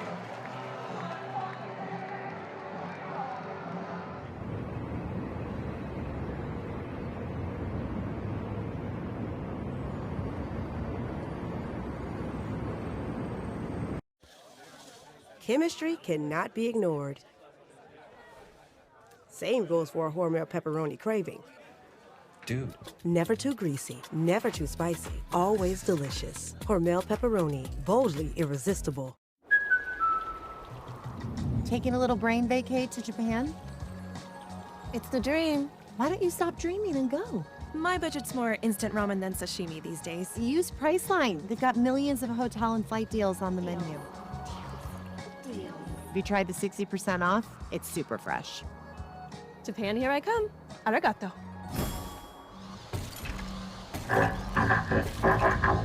Go to your happy price, Priceline. I don't think they'll take that here. Of course they take Discover. It's accepted in 99% of places. 99%? I didn't know that. You're stuck in the past, baby. You're the one who owns 13 pairs of parachute pants? Well, fashion is cyclical. They'll be back. Right? Hopefully. Discover is accepted at 99% of places nationwide. Earn cash back at all of them. I am disciplined, physically and mentally tough. Trained and proficient in my warrior tasks and drills. I am American soldier.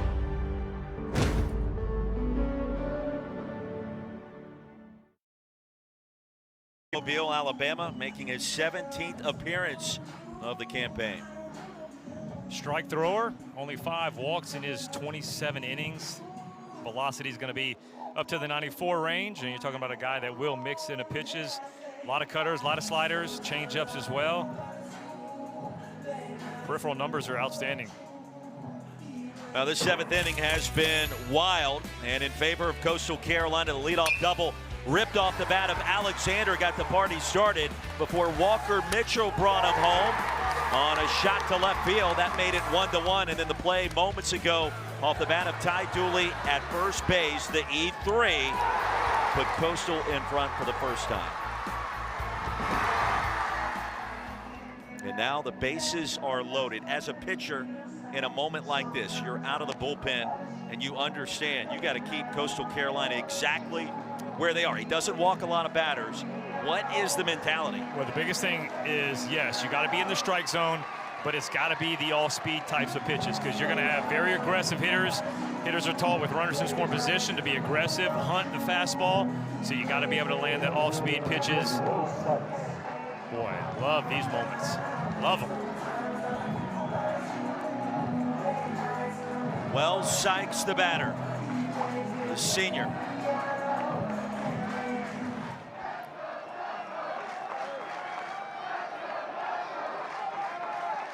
And here we go. Carlson delivers the first pitch, and it's off the back of his leg. That'll play another run for the Chanticleers, and it's 3-1 Coastal.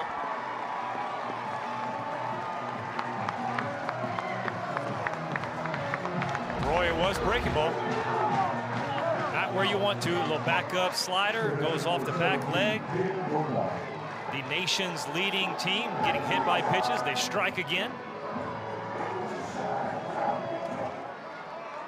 And the Chanticleers are not done yet. It's back to the top of the order. Caden Bodine. Bases remain loaded.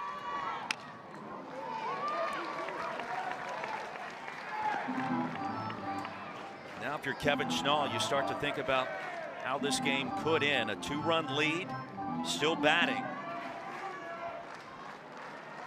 But 6 outs away from Omaha, potentially.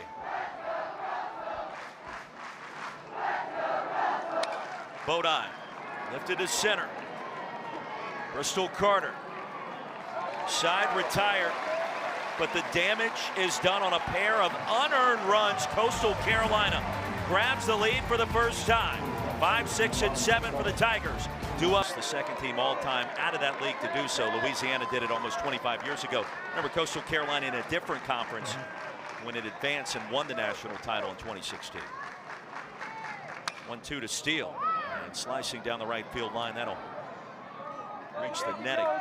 Yeah, you got teams like Southern Miss who hosted a regional.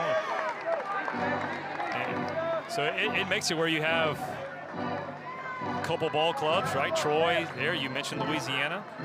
Sunbelt Pitcher of the Year, Jacob Morrison, an outstanding start, a season-high 106 pitches today. Another quality start, 9th quality start, 6 innings and 3 earned runs or less.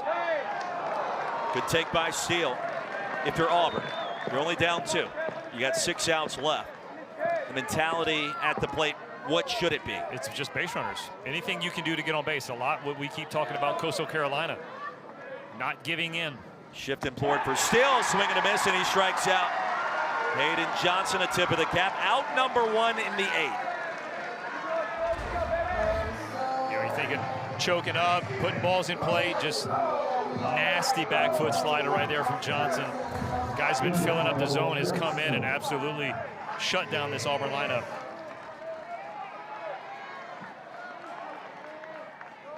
Hayden Johnson, just a sophomore southpaw. Eric Snow takes up and away. Yeah, I don't know if it's, you know, you're digging in, maybe you get closer to the plate, you're getting on top of it, just trying to create some kind of offense. Johnson with 3 strikeouts, Snow into right field. And with 1 away, Eric Snow trots down to first base. And the tying run comes to the plate. Bristol Carter getting set to dig in. This is a good piece of hitting right here. Eric Snow just keeps that head down, nose on the barrel, shoots that ball into right field, and you bring up a guy, Bristol Carter, already 2 for 3 today.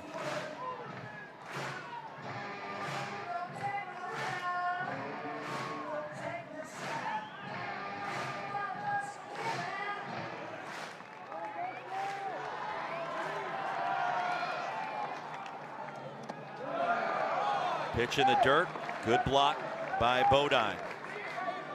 Now Bristol Carter started his career at East Carolina, part of the All-AAC freshman team just 1 season ago, and now Matt Williams out of the dugout, Chanticleer's pitching coach. And Johnson and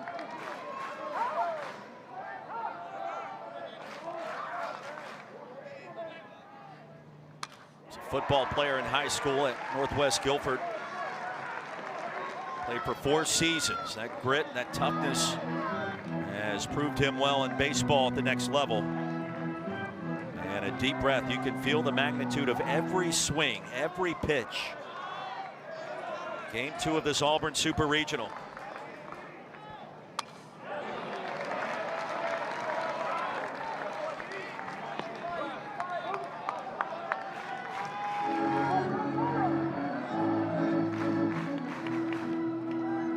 Start to think ahead even to the 9th inning, and if you're Auburn, you love to get Ike Irish up. Runner or 2 on base and a chance to tie it or grab the lead with 1 swing. Ball stays alive. You're still going to have at least one other guy get on base for Irish to have a guaranteed at bat in the 9th inning. And another thing too is you got to remember, Auburn is the visiting team, so it's not like, hey, they could walk it off on you. Coastal still has a shot.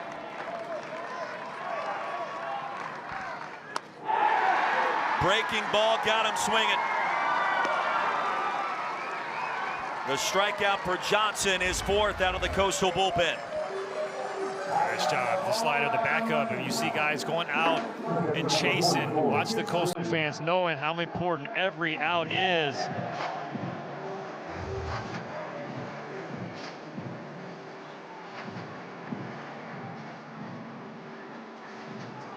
Four precious outs left for Coastal and the program to go back to Omaha for the 2nd time.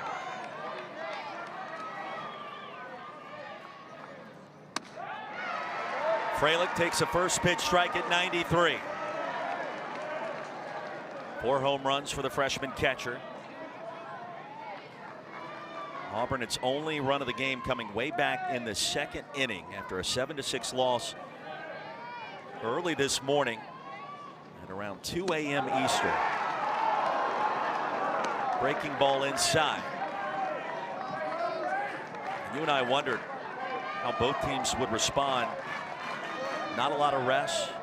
Caden Bodine told us there's going to be a lot of energy drinks involved at some point in time between end of last night and the start of today.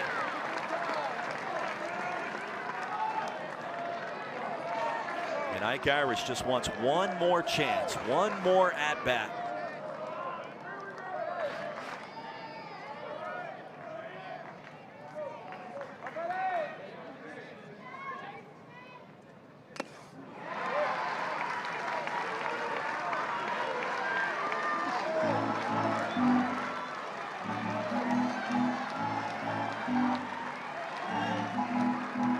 Coastal fans starting to make a little bit more noise.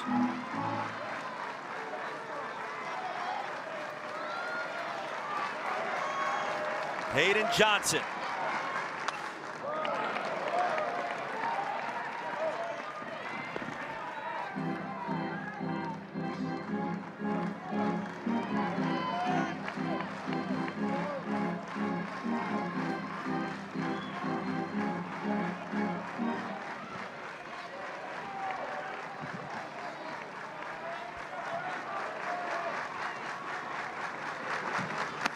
Cut on and miss, and another strikeout. The 5th for Johnson.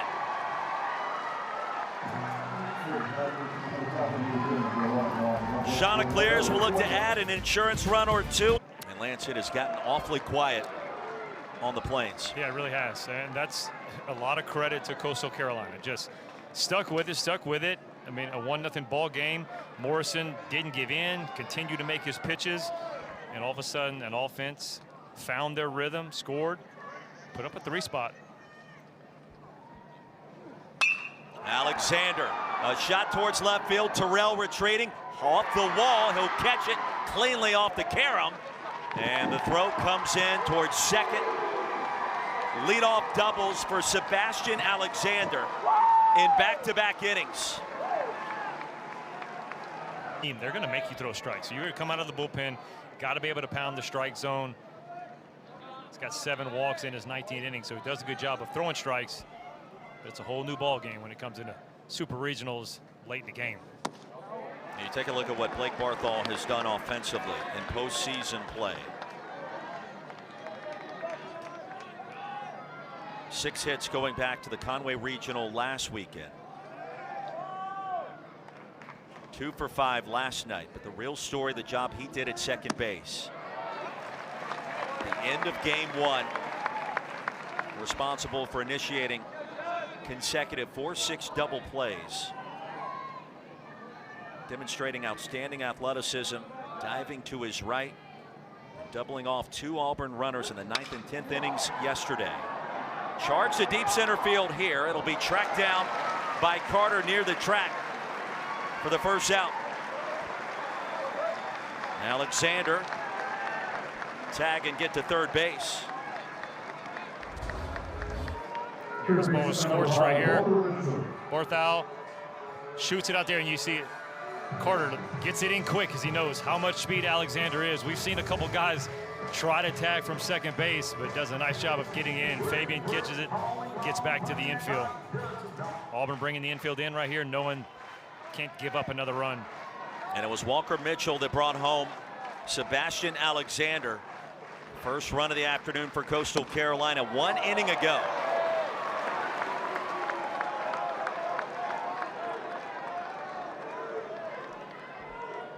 The sophomore third baseman 2 for 4. The way he's hitting today, I might walk him, set up the double play, especially in the middle. Line to deep left. Terrell goes back, and that's going to get all the way to the wall. Mitchell strikes again. It's 4-1 Coastal Carolina.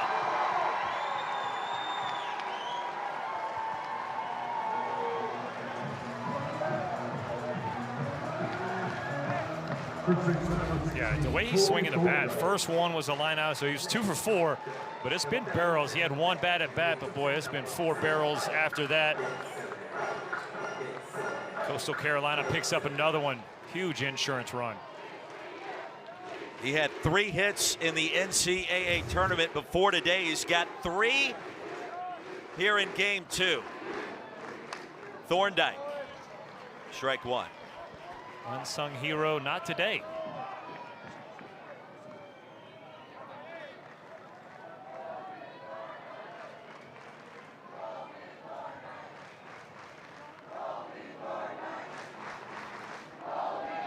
And in unison, this Coastal Carolina fan base chanting the name.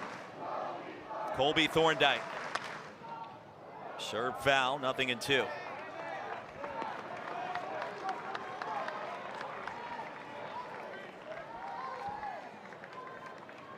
Kevin Schnall.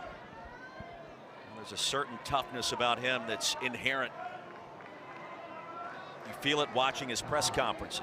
You talk to the man in person, and it's even more striking.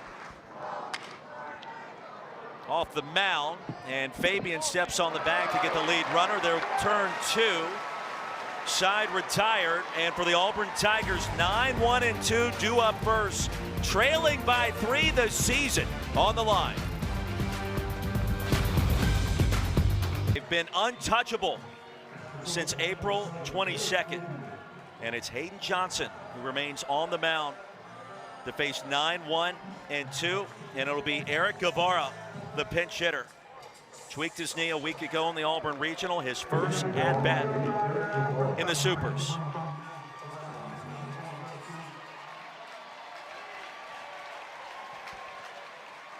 A sophomore from Panama takes ball 1 low. Lance Cormier, Roy Philpott, what's the recipe here for the Tigers? Well, I mean, it's just base runners. You got to base runners station to station. You're going to have to put together some quality at-bats and continue to try to chip away. They did it last night, but it was over about 3 or 4 innings. Now, season on the line, last inning. Usually you're taking till you get a strike, until you become the tying run. So I would assume that's what Caden Bodine is running out there to talk with Hayden Johnson. Hey, these guys are going to be taking, getting one over the strike zone. It's been a hot day with plenty of pressure-packed moments. Can Auburn supply one more opportunity and maybe one more at-bat for the hard-hitting right fielder Ike Irish with a chance to tie it up? 2-1.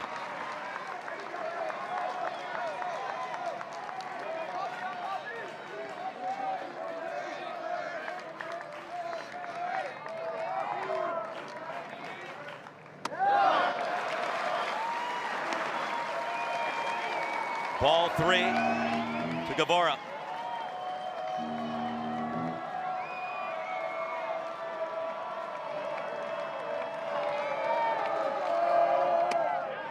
Full count.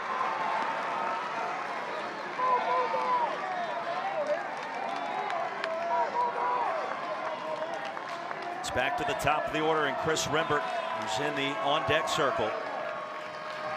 And the payoff is fouled away.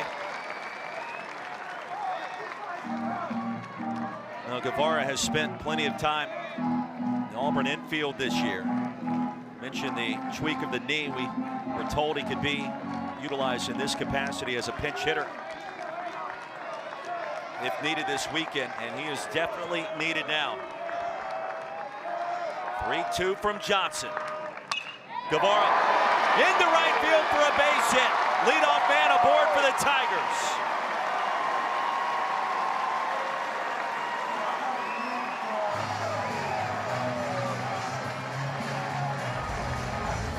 Boy, I'd love to see it for Eric Guevara. Fastball running back in, keeps his hands inside the ball, and the crowd's giving him a little love right here, knowing what he went through as he kind of limps off the field. Such a big loss. And it's Rembert up to bat. Nothing comes easy this time of year.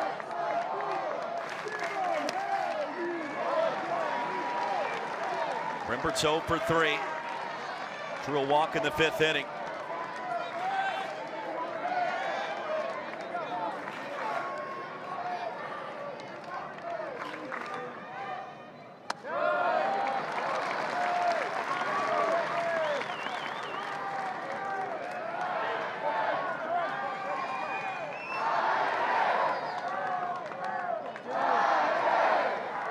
Tigers need at least 3 runs to keep their season alive. Fielded cleanly by the first baseman, over to second. The turn not in time. Well, Thorndike, a nice job on the move. And there's one away. 6 on the force out at second base. Can Bub Terrell find a way to get on board and reach to give Ike Irish a shot? Leading home run hitter for the Tigers in the on-deck circle.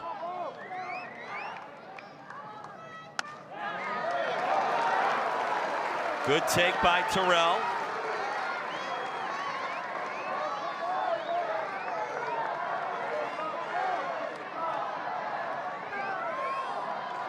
Bub 1 for 4. He does have 3 strikeouts.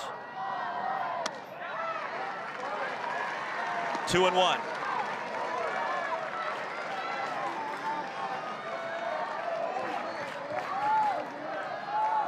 Now what a season, what a career for Ike Irish, the future first rounder. Wanting an opportunity. And now Johnson battles back.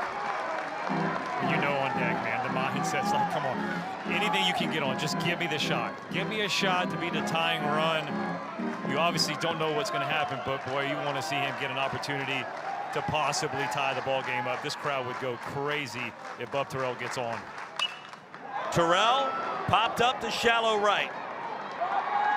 Lagan Pato and Coastal Carolina 1 out away from punching its ticket to Omaha.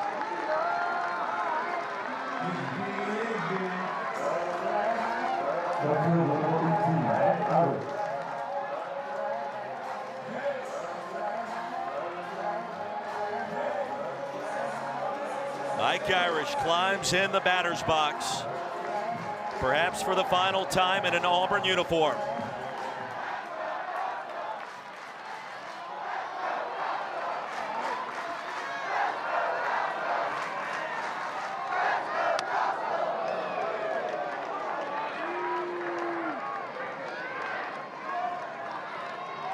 One for 2 today. He's walked twice.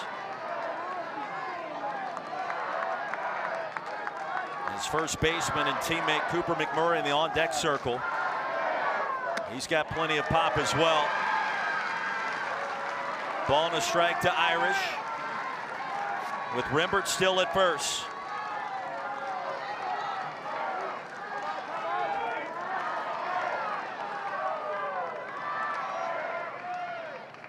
Irish over to third.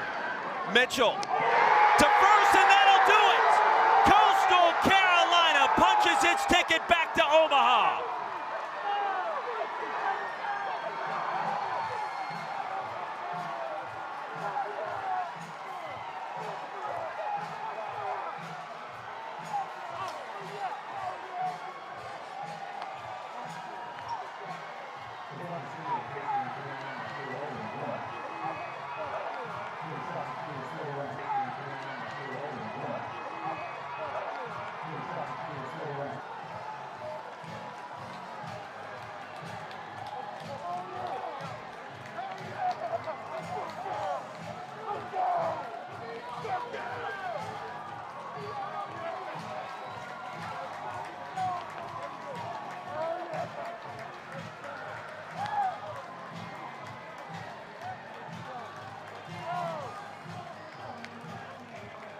"23 consecutive wins." The emotion of this moment for both sides.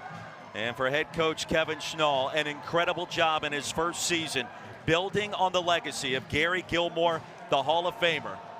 And for the first time since Gilmore was the skipper in 2016, his assistant, Kevin Schnall, the Chanticleers are going back to the Men's College World Series. Last time they went, they won it all. Yeah, 6-2.